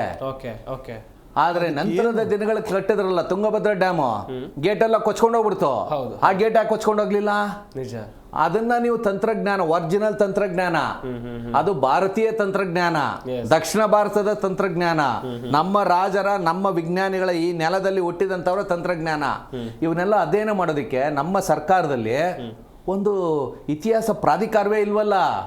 ಇಲ್ಲದೆ ಇರೋದ್ರಿಂದನೇ ಮಾದೇವಪ್ಪನಂತವ್ರು ಈ ರೀತಿ ಕೊಡಕ್ಕೆ ಸಾಧ್ಯ. ಚಿಕ್ಕರಂಗೇಗೌಡರು ಒಂದು ಬಹಳ ಮೂಲಭೂತ ವಿಷಯವನ್ನು ಎತ್ತಿದ್ದಾರೆ. ನಮ್ಮಲ್ಲಿ ಇತಿಹಾಸಕ್ಕೆ ಇನ್ನೂ ನಾವು ಸರಿಯಾದ ಸ್ಥಾನವನ್ನು ಕೊಟ್ಟಿಲ್ಲ. ಇತಿಹಾಸದ ಜ್ಞಾನ ಇದ್ದಿದ್ರೆ ಇವತ್ತಿನ ಈ ಪರಿಸ್ಥಿತಿ ಅನಗತ್ಯವೇ ಆಗ್ತಾ ಇತ್ತು. ಆದ್ದರಿಂದ ಇತಿಹಾಸ ಅನ್ನೋದು, ಈಗ ಉದಾಹರಣೆ ಟಿಪ್ಪು ಕಟ್ಟಿದ ಅನ್ನೋದಕ್ಕೆ ಏನಪ್ಪ, ಯಾವುದೇ ಒಂದು ಪ್ರಕರಣವನ್ನು ನಾವು ಆಧಾರ ಇಟ್ಟುಕೊಂಡು ಅಧ್ಯಯನ ಮಾಡಬೇಕು. ಇದು ಏನು ಆಧಾರ ಇದೆ? ಆ ಪದಕ ಏನು ಹೇಳುತ್ತೆ ಅಂದರೆ, ಅದು ನೀವು ಹೇಳಿದ ಭಾಷೆ, ಟಿಪ್ಪು ಹೈದರ್ ಕಾಲದಲ್ಲಿ ಅವರು ಹಿಂದಿನ ಭಾಷೆಯನ್ನೇ ಬಳಸ್ತಾ ಇದ್ರು. ಭಾಷೆ ಅದೇ ಇದೆ. ಅದು ಹೇಳೋದನ್ನ ನಾವು ರಿಕಾರ್ಡ್ ಮಾಡಬೇಕು. ಯಾವುದೇ ಆಧಾರ ಬಿಟ್ಟು ಹೋಗಬಾರದು. ಅದು ಇತಿಹಾಸ. ಆದರೆ ನಮ್ಮಲ್ಲಿ ಇತಿಹಾಸದ ಕಲ್ಪನೆಯೇ ಬೇರೆ ಆಗಿದೆ. ಈಗ ಅವ್ರು ಹೇಳಿದ್ದು ಉನ್ನತ ಸ್ಥಾನದಲ್ಲಿ ಒಬ್ಬ ವ್ಯಕ್ತಿ ಇದ್ದಾನೆ, ಆತ ಹೇಳಿದ್ದು ಇತಿಹಾಸವೇ. ನಾವು ಇದನ್ನು ಸ್ಪಷ್ಟವಾಗಿ ಹೇಳಬೇಕು. ಇತಿಹಾಸ ಅಂದರೆ ಇದಲ್ಲ. ಇತಿಹಾಸ ಇಸ್ ಎ ಸೈನ್ಸ್. ಅದು ವಿಜ್ಞಾನ, ಸತ್ಯ. ಕ್ರಮಬದ್ಧವಾಗಿ ಅದನ್ನು ರಚಿಸಿದ್ದರಿಂದ ಇತಿಹಾಸ ಆಗುತ್ತೆ. ಆದ್ದರಿಂದ ಇವತ್ತಿನ ನಮ್ಮ ಚರ್ಚೆಯಲ್ಲಿ ಚಿಕ್ಕರಂಗೇಗೌಡರು ಹೇಳಿದ್ದನ್ನು ನಾನು ಮತ್ತೊಮ್ಮೆ ರಿಪೀಟ್ ಮಾಡಿ ಒತ್ತಿ ಹೇಳ್ತೀನಿ. ನಮ್ಮ ಎಲ್ಲ ಕ್ಷೇತ್ರಗಳ ಪ್ರಗತಿಗೆ ನಾವು ಮುಂದುವರಿಬೇಕಾದ್ರೆ ಇತಿಹಾಸದ ಸೂಕ್ತವಾದ ಸಮಗ್ರವಾದ ಜ್ಞಾನ ಅತ್ಯಗತ್ಯವಾದದ್ದು. ಸರ್, ಒಂದು ಪ್ರಶ್ನೆ ಇತ್ತು. ಟಿಪ್ಪು ಸುಲ್ತಾನ್ ಈ ಹೆಸರು ಬಂದಾಗ ಒಂದಷ್ಟು ಚರ್ಚೆಗಳಾಗತ್ತೆ. ಒಂದಷ್ಟು ಜನ ಹೇಳ್ತಾರೆ ಟಿಪ್ಪು ಭಕ್ಷಕ ಅಂತೇಳಿ, ಮತ್ತೊಂದಿಷ್ಟು ಜನ ಹೇಳ್ತಾರೆ ಟಿಪ್ಪು ರಕ್ಷಕ ಅಂತೇಳಿ. ನಿಜಕ್ಕೂ ಟಿಪ್ಪು ಸುಲ್ತಾನ್ ವ್ಯಕ್ತಿತ್ವ ಹೆಂಗಿತ್ತು ಸರ್? ಟಿಪ್ಪು ಸುಲ್ತಾನ್ ಬಗ್ಗೆ ಇಂಥ ವಿವಾದ ಆಗಿರೋದು ಸ್ವಾಭಾವಿಕ. ಈ ನಮ್ಮ ಒಬ್ಬ ಇತಿಹಾಸದ ಪ್ರೊಫೆಸರ್ ಹೇಳಿದ್ದಾರೆ, ಆತ ಕ್ರೂರಿಯಾಗಿದ್ದ. ಯಾಕೆ ಅಂದರೆ ಅವನು ತನ್ನ ರಾಜ್ಯದಲ್ಲಿ ತಪ್ಪು ಮಾಡಿದವರ ವಿರುದ್ಧವಾಗಿ ಕ್ರೂರವಾದ ಶಿಕ್ಷೆ ಕೊಡ್ತಾ ಇದ್ದ. ಅಷ್ಟೇ ವಿನಃ ಅವನು ಕ್ರೂರಿ, ಅವನು ಜನರಿಗೆ ತೊಂದರೆ ಕೊಟ್ಟ ಅನ್ನೋದು ಈ ಅರ್ಥ ಅಷ್ಟೇ. ಅವನು ಅನೇಕ ತನ್ನ ವಿರುದ್ಧ ದಂಗೆ ಎದ್ದವರಿಗೆ ತುಂಬ ಕಠಿಣವಾದ ಶಿಕ್ಷೆಯನ್ನೇ ಕೊಟ್ಟ. ಆದ್ದರಿಂದ ಟಿಪ್ಪುವಿನ ಅನೇಕ ಕೆಲಸಗಳು ನೋಡಿದಾಗ ಆಯಾ ಕೆಲಸಕ್ಕೆ ತಕ್ಕಂತೆ ಸರಿಯಾಗಿ ವರ್ತಿಸ್ದ ಅಂತ ಹೇಳ್ಬೋದು. ಆದ್ದರಿಂದ ಲೇಬಲ್ ಮಾಡೋದಕ್ಕೆ ನಾವು ಆಗಲ್ಲ, ತಪ್ಪಾಗುತ್ತೆ. ಟಿಪ್ಪುವಿನ ಬಗ್ಗೆ ಈ ರೀತಿ ಏನಾಗುತ್ತೆ, ಯಾವುದೋ ಒಂದು ಪ್ರಕರಣವನ್ನು ಇಟ್ಟುಕೊಂಡು ಅದನ್ನು ತಪ್ಪಾಗಿ ವ್ಯಾಖ್ಯಾನ ಮಾಡಿ ಅವನಿಗೆ ಲೇಬಲ್ ಕೊಡೋಕ್ಕಾಗಲ್ಲ. ಒಂದೊಂದು ಪರಿಸ್ಥಿತಿಗೆ ತಕ್ಕಂತೆ ಅವನು ವರ್ತಿಸ್ತಾ ಹೋಗಿದ್ದಾನೆ. ಅವನು ಕೆಲವರಿಗೆ ಅತಿಯಾದ ಉಗ್ರವಾದ ಶಿಕ್ಷೆ ಕೊಟ್ಟಿದ್ದು ಅವರು ಪ್ರತಿಭಟಿಸಿದ್ದಕ್ಕೆ, ಅವರು ರಾಜ್ಯದ ವಿರುದ್ಧ ಹೋಗಿದ್ದಕ್ಕೆ ಮಾಡದ, ಬ್ರಿಟಿಷರನ್ನು ಸೆರೆಯಲ್ಲಿಟ್ಟ ಅವರಿಗೆ ಉಗ್ರವಾದ ಶಿಕ್ಷೆ ಕೊಟ್ಟ, ಈ ಅರ್ಥವೇ ವಿನಃ ಟಿಪ್ಪು ಬಗ್ಗೆ ಕೆಲವು ಲೇಬಲ್ಸ್ ಇಟ್ಕೊಂಡು ಅಥವಾ ಇದನ್ನು ಹೇಳಕ್ಕೆ ಹೋಗೋದು ಚರಿತ್ರೆ ಅಲ್ಲ. ನಾವು ಚರಿತ್ರೆಯಲ್ಲಿ ನಾನು ಆಗಲೇ ಹೇಳಿದಂತೆ ಯಾವುದೇ ಒಂದು ಆ್ಯಕ್ಟ್, ಒಂದು ಕ್ರಮ, ಒಂದು ಅವನ ಕೆಲಸವನ್ನು ಇಟ್ಕೊಂಡು ಅದನ್ನು ವಿಮರ್ಶೆ ಮಾಡಿ ಹೇಳಬೇಕೇ ವಿನಃ ಟೋಟಲ್ ಆಗಿ ಅವನು ಇಂಥವನು ಅಂತ ಹೇಳೋಕ್ಕಾಗಲ್ಲ. ಪರಿಸ್ಥಿತಿಗೆ ತಕ್ಕಂತೆ ಅವನು ವರ್ತಿಸ್ತಾ ಹೋಗಿದ್ದಾನೆ ಅಂತ ಹೇಳ್ಬೋದು. ಅವನು ಕೂಡ ಮನುಷ್ಯನಾದ್ದರಿಂದ ಹಲವಾರು ಸಣ್ಣ ಪುಟ್ಟ ಅಥವಾ ದೊಡ್ಡ ತಪ್ಪುಗಳು, ವಿದೇಶಾಂಗ ನೀತಿ ಸರಿಯೋ ಇಲ್ವೋ ಅನ್ನೋದ್ರ ಬಗ್ಗೆ ಚರ್ಚೆ ಆಗುತ್ತೆ. ಆದ್ದರಿಂದ ಅದರ ಬಗ್ಗೆ ಯಾವುದು ಅನ್ನೋದು ಇಂಥ ಒಂದು ಪ್ರಕರಣ ತಗೊಂಡು ಅವನು ಮಾಡಿದ್ದು ಹೇಗೆ, ಅದರ ಪರಿಣಾಮ ಏನು ಅನ್ನೋದನ್ನು ಚರ್ಚೆ ಮಾಡಬೇಕು. ಒಟ್ಟಾಗಿ ನಾವು ಟಿಪ್ಪುವನ್ನು ಯಾವುದೋ ಒಂದು ಲೇಬಲ್ ಇಟ್ಟುಕೊಂಡು ಅಥವಾ ಒಂದು ನಮ್ಮದೇ ಆದ ಪ್ರಿಜುಡೀಸು, ಪೂರ್ವಾಗ್ರಹ ಇಟ್ಟುಕೊಂಡು ಯೋಚನೆ ಮಾಡೋದು ಸರಿಯಲ್ಲ. ನಿಜ ಸರ್. ಇನ್ನೊಂದು ಕಡೆಯಲ್ಲಿ ಮೈಸೂರಿಗಾಗಲಿ ಕರ್ನಾಟಕಕ್ಕಾಗಲಿ ಟಿಪ್ಪು ಸುಲ್ತಾನ್ ಕೊಡುಗೆ ಏನು ಸರ್, ಚುಟುಕಾಗಿ ಹೇಳ್ತಾ ಹೋಗೋದಾದರೆ? ಸರ್, ಅಪಾರವಾದಂಥ ಕೊಡುಗೆ ಇದೆ. ಒಂದು ತಾಂತ್ರಿಕವಾಗಿ ಟಿಪ್ಪು ಸುಲ್ತಾನ್ ಕಾಲಘಟ್ಟದಲ್ಲಿ ಫ್ರೆಂಚ್ ತಂತ್ರಜ್ಞಾನ ನಮ್ಮಲ್ಲಿ ಅಪಾರವಾಗಿ ಬಂತು. ಸೊ ಅದು ಶುಗರ್ ಫ್ಯಾಕ್ಟ್ರಿ ಇರ್ಬೋದು, ಅಥವಾ ಆ ಕಾಲದಲ್ಲಿ ಸಕ್ಕರೆ ತಯಾರು ಮಾಡ್ತಿದ್ದಂಥ ಶುಗರ್ ಫ್ಯಾಕ್ಟ್ರಿ, ಥರ್ಮೋಮೀಟರ್ ಇರ್ಬೋದು, ಹ್ಯಾಂಗಿಂಗ್ ಬ್ರಿಡ್ಜ್ ಅಂತೇಳಿ ಶ್ರೀರಂಗಪಟ್ಟಣದಲ್ಲಿ ನಿರ್ಮಾಣ ಮಾಡಿರೋದಿರ್ಬೋದು, ಆಮೇಲೆ ರ್ಯಾಕೆಟ್ ಅನ್ವೇಷಣೆ ಇರ್ಬೋದು. ಜ್ವರಕ್ಕೆ ಟಿಪ್ಪು ಸುಲ್ತಾನೇ ಒಂದು ಔಷಧಿಯನ್ನು ಕಂಡಿಡ್ದ ಅಂತಲೂ ಒಂದು ದಾಖಲೆ ಇದೆ. ಆಮೇಲೆ ರೇಷ್ಮೆಯನ್ನು ಮೈಸೂರು ಪ್ರಾಂತ್ಯಕ್ಕೆ ನೋಡಿ, ಅಲ್ಲೂ ಒಂದು ಮಾದೇವಪ್ಪನವರು ಒಂದು ತಪ್ಪು ಮಾಡಿಬಿಟ್ಟಿದ್ದಾರೆ. ಅವರೊಂದು ಮಾತಾಡುವ ಬರದಲ್ಲಿ ಇಡೀ ಭಾರತ ದೇಶಕ್ಕೆ ಟಿಪ್ಪು ಸುಲ್ತಾನ್ ರೇಷ್ಮೆಯನ್ನು ಪರಿಚಯ ಮಾಡ್ದ ಅಂತ ಹೇಳಿದ್ದಾರೆ. ಇಡೀ ಭಾರತ ದೇಶಕ್ಕೆ ಟಿಪ್ಪು ಸುಲ್ತಾನ್ ರೇಷ್ಮೆನ ಪರಿಚಯ ಮಾಡಲಿಲ್ಲ. ಟಿಪ್ಪು ಸುಲ್ತಾನ್ ಮೈಸೂರು ಸಂಸ್ಥಾನಕ್ಕೆ ರೇಷ್ಮೆಯನ್ನು ಪರಿಚಯ ಮಾಡಿದ್ರು. ರೇಷ್ಮೆ ಎಲ್ಲಿಂದ ತಂದ್ರು ಅಂದ್ರೆ ಟಿಪ್ಪು ಸುಲ್ತಾನ್ ಕಾಲದಲ್ಲೇ ಸಿಗುತ್ತೆ ಘಟನೆ, ಬಂಗಾಳದಿಂದ ತಂದ್ರು ಅಂತ ಇದೆ. Bengal it was a part and parcel of India. ಅಲ್ಲಾಗಲೇ ರೇಷ್ಮೆಯ ಕೃಷಿ ನಡೀತಾ ಇತ್ತು. ಆದ್ರೆ ಭಾರತಕ್ಕೆ ಬಹಳ ವರ್ಷಗಳ ಹಿಂದೆನೇನೆ ಚೀನಾದಿಂದ ರೇಷ್ಮೆಯ ಒಂದು ಪರಿಚಯ ಆಗೋಗಿತ್ತು. ಅದನ್ನ ದಕ್ಷಿಣಕ್ಕೆ, ಅದರಲ್ಲೂ ವಿಶೇಷವಾಗಿ ಮೈಸೂರು ಪ್ರಾಂತ್ಯಕ್ಕೆ ಟಿಪ್ಪು ಸುಲ್ತಾನ್ ತಂದ್ರು. ಇವತ್ತು ಆ ರೇಷ್ಮೆಯಿಂದ ಬಹುಶಃ ನಮ್ಮ ಕರ್ನಾಟಕ ರಾಜ್ಯದಲ್ಲಿ 35 ಲಕ್ಷ ವ್ಯಕ್ತಿಗಳು ಆ ರೇಷ್ಮೆ ನಂಬ್ಕೊಂಡು ಜೀವನ ಮಾಡ್ತಿದ್ದಾರೆ. ಅಂದ್ರೆ ಅವರ ಆರ್ಥಿಕ ಅಭಿವೃದ್ಧಿ ಆಗೋದಕ್ಕೆ ಟಿಪ್ಪು ಸುಲ್ತಾನ್ ರೀತಿಯಲ್ಲಿ ಶಿಲಾನ್ಯಾಸ ಮಾಡ್ದ ಅಂತ ಹೇಳ್ಬೋದು. ಸೊ ಹೀಗಾಗಿ ಈ ರೀತಿಯ ಒಳ್ಳೆ ಕೆಲಸಗಳು ಆಗಿದಾವೆ. ಆಮೇಲೆ ಒಂದಷ್ಟು ತಪ್ಪುಗಳು ಕೂಡ ನಡೆದಿದ್ದಾವೆ. ಮತ್ತೆ ಇನ್ನೊಂದು ತಪ್ಪನ್ನು ಹೇಳಿ, ಇವಾಗ ನಾನು ಅವ್ರ ಭಾಷಣವನ್ನು ನೋಡ್ಬಿಟ್ಟು ಹೇಳ್ತಾ ಇರೋದು, ಮಾದೇವಪ್ಪನವರು ಅತಿರೇಕದ ಅಥವಾ ಉತ್ಪ್ರೇಕ್ಷಿತ ಇದನ್ನ ಟಿಪ್ಪು ಸುಲ್ತಾನ್ ಉಳ್ಳವರಿಗೆ 1 ಇಂಚು ಭೂಮಿನೂ ಕೊಟ್ಟಿಲ್ಲ, ಎಲ್ಲ ಬಡವರಿಗೆ ಕೊಟ್ಟ ಅಂತಾನು ಹೇಳ್ಬಿಟ್ರು. ಆದ್ರೆ ಶೃಂಗೇರಿ ಮಠದ ದಾಖಲೆ ಏನ್ ಹೇಳುತ್ತೆ, ಶೃಂಗೇರಿ ಮಠದವರು ಪಬ್ಲಿಷ್ ಮಾಡಿರೋ ಬುಕ್ಕಲ್ಲಿ ಏನ್ ಹೇಳ್ತಾರೆ ಅಂದ್ರೆ, ವಿಜಯನಗರ ಕಾಲಘಟ್ಟಕ್ಕಿನ್ನ ಅತಿ ಹೆಚ್ಚಿನ ಭೂ ಉಂಬಳಿಯನ್ನ ನಮ್ಮ ಶೃಂಗೇರಿ ಮಠಕ್ಕೆ ಟಿಪ್ಪು ಸುಲ್ತಾನ್ ಕೊಟ್ಟ ಅಂತ ಹೇಳ್ತಾರೆ. ಅಂದ್ರೆ ಶೃಂಗೇರಿ ಮಠಕ್ಕೆ ಅಪಾರವಾದಂತ ಭೂಮಿಯನ್ನ ಕೊಟ್ಟಿದ್ದಾರೆ. ಶೃಂಗೇರಿ ಮಠ ಯಾರು, ಉಳ್ಳವರೋ ಬಡವರೋ? ಅಂದ್ರೆ ಇವ್ರಿಗೆ ಕೊಟ್ಟಿರುವಂತ ಒಂದೊಂದು ಹೇಳಿಕೆನೂ ಕೂಡ ಇತಿಹಾಸಕ್ಕೆ ಸಂಬಂಧಪಟ್ಟಿದ್ದಲ್ಲ ಅಂತ ಹೇಳೋದಕ್ಕೆ ಇದನ್ನ ಹೇಳ್ತಾ ಇದ್ದೀನಿ. ಆಮೇಲೆ ಈ ಎಲ್ಲಾ ವಿಷಯಗಳನ್ನ ಮಾದೇವಪ್ಪನವ್ರಿಗೆ ಅದು ಯಾರು ತುಂಬಿದ್ರೋ ಗೊತ್ತಿಲ್ಲ. ದಯವಿಟ್ಟು ಇನ್ನು ಮುಂದೆ ಆದ್ರೂ ಮುಂದುವರಿಸ್ತೀನಿ. ನೀವು ಇನ್ನು ಮುಂದಾದ್ರೂ ಮಾದೇವಪ್ಪನವರು ಇತಿಹಾಸದ ವಿಷಯ ತಗೋಬೇಕಾದ್ರೆ ಯಾರಾದ್ರೂ ಇತಿಹಾಸ ತಜ್ಞರ ಸಲಹೆ ಪಡ್ಕೊಳ್ಳಿ. ಈಗ ನಮ್ಮ ಚಿಕ್ಕರಂಗೇಗೌಡರು ಹೇಳಿದ ಮುಂದುವರಿದ ಭಾಗವಾಗಿ ಟಿಪ್ಪು ಕರ್ನಾಟಕಕ್ಕೆ, ಇಂಡಿಯಾ ದೇಶಕ್ಕೆ, ಜಗತ್ತಿಗೆ ಕೊಟ್ಟ ಒಂದು ಕೊಡುಗೆ ಎಂದರೆ ಅವನು ವ್ಯವಸಾಯಕ್ಕೆ ತಕ್ಕ ಸಂಬಂಧಪಟ್ಟ ಸುಧಾರಣೆ, ಭೂಸುಧಾರಣೆ ಮತ್ತು ವ್ಯಾಪಾರಕ್ಕೆ ಸಂಬಂಧಪಟ್ಟ ರೆಗ್ಯುಲೇಷನ್ಸ್ ಅಂತಿದೆ. ಅವು ಎಷ್ಟು ಮಟ್ಟಿಗೆ ಅಂದರೆ for ahead of the times. ಅವನ ಕಾಲಕ್ಕೆ ಬಹಳ ಮುಂದುವರಿದ್ದು, ಅಷ್ಟು ಮುಂದುವರಿದ ಜ್ಞಾನ ಅವನಿಗಿತ್ತು. ವ್ಯವಸಾಯದಲ್ಲಿ ಅವನು ಭೂ ಹಿಡುವಳಿ ಪದ್ಧತಿಯನ್ನು ಚೇಂಜ್ ಮಾಡಿದ. ಉದಾಹರಣೆಗೆ ಅನೇಕರಿಗೆ ದಾನ ಕೊಟ್ಟಿದ್ದನ್ನು ವಾಪಸ್ ತಗೊಂಡ. ಅನ್ಪ್ರೊಡಕ್ಟಿವ್ ಆಗಿ ಯಾರಿಗೂ ಕೊಡಬಾರದು, ಬ್ರಾಹ್ಮಣ ಇರ್ಬೋದು, ಬೇರೆ ಇರ್ಬೋದು, ಅನ್ಪ್ರೊಡಕ್ಟಿವ್ ಆಗಿ ತಗೊಂಡು ಅದನ್ನ ಬಡವರಿಗೆ ಕೊಟ್ಟ. ಹೀಗೆ ವ್ಯವಸಾಯದಲ್ಲಿ, ಭೂ ಹಿಡುವಳಿಯಲ್ಲಿ, ವ್ಯಾಪಾರದಲ್ಲಿ ಅವನು ಮಾಡಿದ ಸುಧಾರಣೆ Yes, sir. ಅತ್ಯಂತ ಪ್ರಮುಖವಾದದ್ದು. ನಮ್ಮ ಕರ್ನಾಟಕಕ್ಕೆ ಅತ್ಯಂತ ಮಾದರಿಯಾದ ಸುಧಾರಣೆ ಅವನ ಕೊಡುಗೆಯಲ್ಲಿ, ಅದನ್ನು ನಾವು ಜ್ಞಾಪಿಸ್ಕೋಬೇಕು ಅನ್ನೋದು. ವೆಲ್ ಗಮನಿಸ್ತಾ ಇರುವುದು ವೀಕ್ಷಕರೇ, ನಮ್ಮ ಈ ಚರ್ಚಾ ಕಾರ್ಯಕ್ರಮದಲ್ಲಿ ಭಾಗಿಯಾದಂಥ ಇತಿಹಾಸ ತಜ್ಞರಾಗಿರುವಂಥ ಪ್ರೊಫೆಸರ್ ತಲಕಾಡು ಚಿಕ್ಕರಂಗೇಗೌಡರು ಹಾಗೆಯೇ ಇತಿಹಾಸ ತಜ್ಞರಾಗಿರುವಂಥ ಪ್ರೊಫೆಸರ್ MV ಶ್ರೀನಿವಾಸ್ ಅವರು, ಇಬ್ಬರಿಗೂ ಕೂಡ ಧನ್ಯವಾದಗಳು ಸರ್. ಚರ್ಚೆಯಲ್ಲಿ ಭಾಗಿಯಾಗಿ ಸಾಕಷ್ಟು ಮಾಹಿತಿಯನ್ನು ಕೊಟ್ಟಿದ್ದಕ್ಕಾಗಿ. ವೀಕ್ಷಕರೇ, ಇತಿಹಾಸದ ವಿಚಾರವಾಗಿ ಮಾತನಾಡ್ತಾ ಹೋದಂಥ ಸಂದರ್ಭದಲ್ಲಿ, ಇತಿಹಾಸವನ್ನು ಕೆದಕ್ತಾ ಹೋದಂಥ ಸಂದರ್ಭದಲ್ಲಿ ಅದಕ್ಕೆ ಸಮಯವೇ ಸಾಕಾಗೋದಿಲ್ಲ. ಅಷ್ಟರ ಮಟ್ಟಿಗೆ ಇತಿಹಾಸವನ್ನು ನಮ್ಮ ನಾಡು ಹೊಂದಿದೆ. ಒಂದು ಕಡೆಯಲ್ಲಿ ನಾಲ್ವಡಿ ಮಹಾರಾಜರ ಕೊಡುಗೆ ಏನು ಕರ್ನಾಟಕಕ್ಕಾಗಿರ್ಬೋದು ಅಥವಾ ಮೈಸೂರಿಗಾಗಿರ್ಬೋದು, ಎಲ್ಲರೂ ಅರ್ಥ ಮಾಡ್ಕೊಳ್ಬೇಕು. ಯಾವುದೇ ರಾಜಕೀಯ ನಾಯಕ ಆಗಲಿ, ಆತ ಒಂದು ಹೇಳಿಕೆಯನ್ನು ಕೊಡೋದಕ್ಕಿಂತ ಮುಂಚಿತವಾಗಿ ಇತಿಹಾಸ ಏನಿತ್ತು ಅದನ್ನು ತಿಳ್ಕೊಂಡು ಮಾತಾಡಿದರೆ ಚೆನ್ನಾಗಿರುತ್ತೆ ಅಂತ ಹೇಳ್ತಾ ಈ ಚರ್ಚಾ ಕಾರ್ಯಕ್ರಮವನ್ನು ಮುಗಿಸ್ತಾ ಇದ್ದೀವಿ. ನೋಡ್ತಾ ಇರಿ ಜಿ ಕನ್ನಡ ನ್ಯೂಸ್, ಸತ್ಯವೇ ಸುದ್ದಿಯ ಜೀವಾಳ.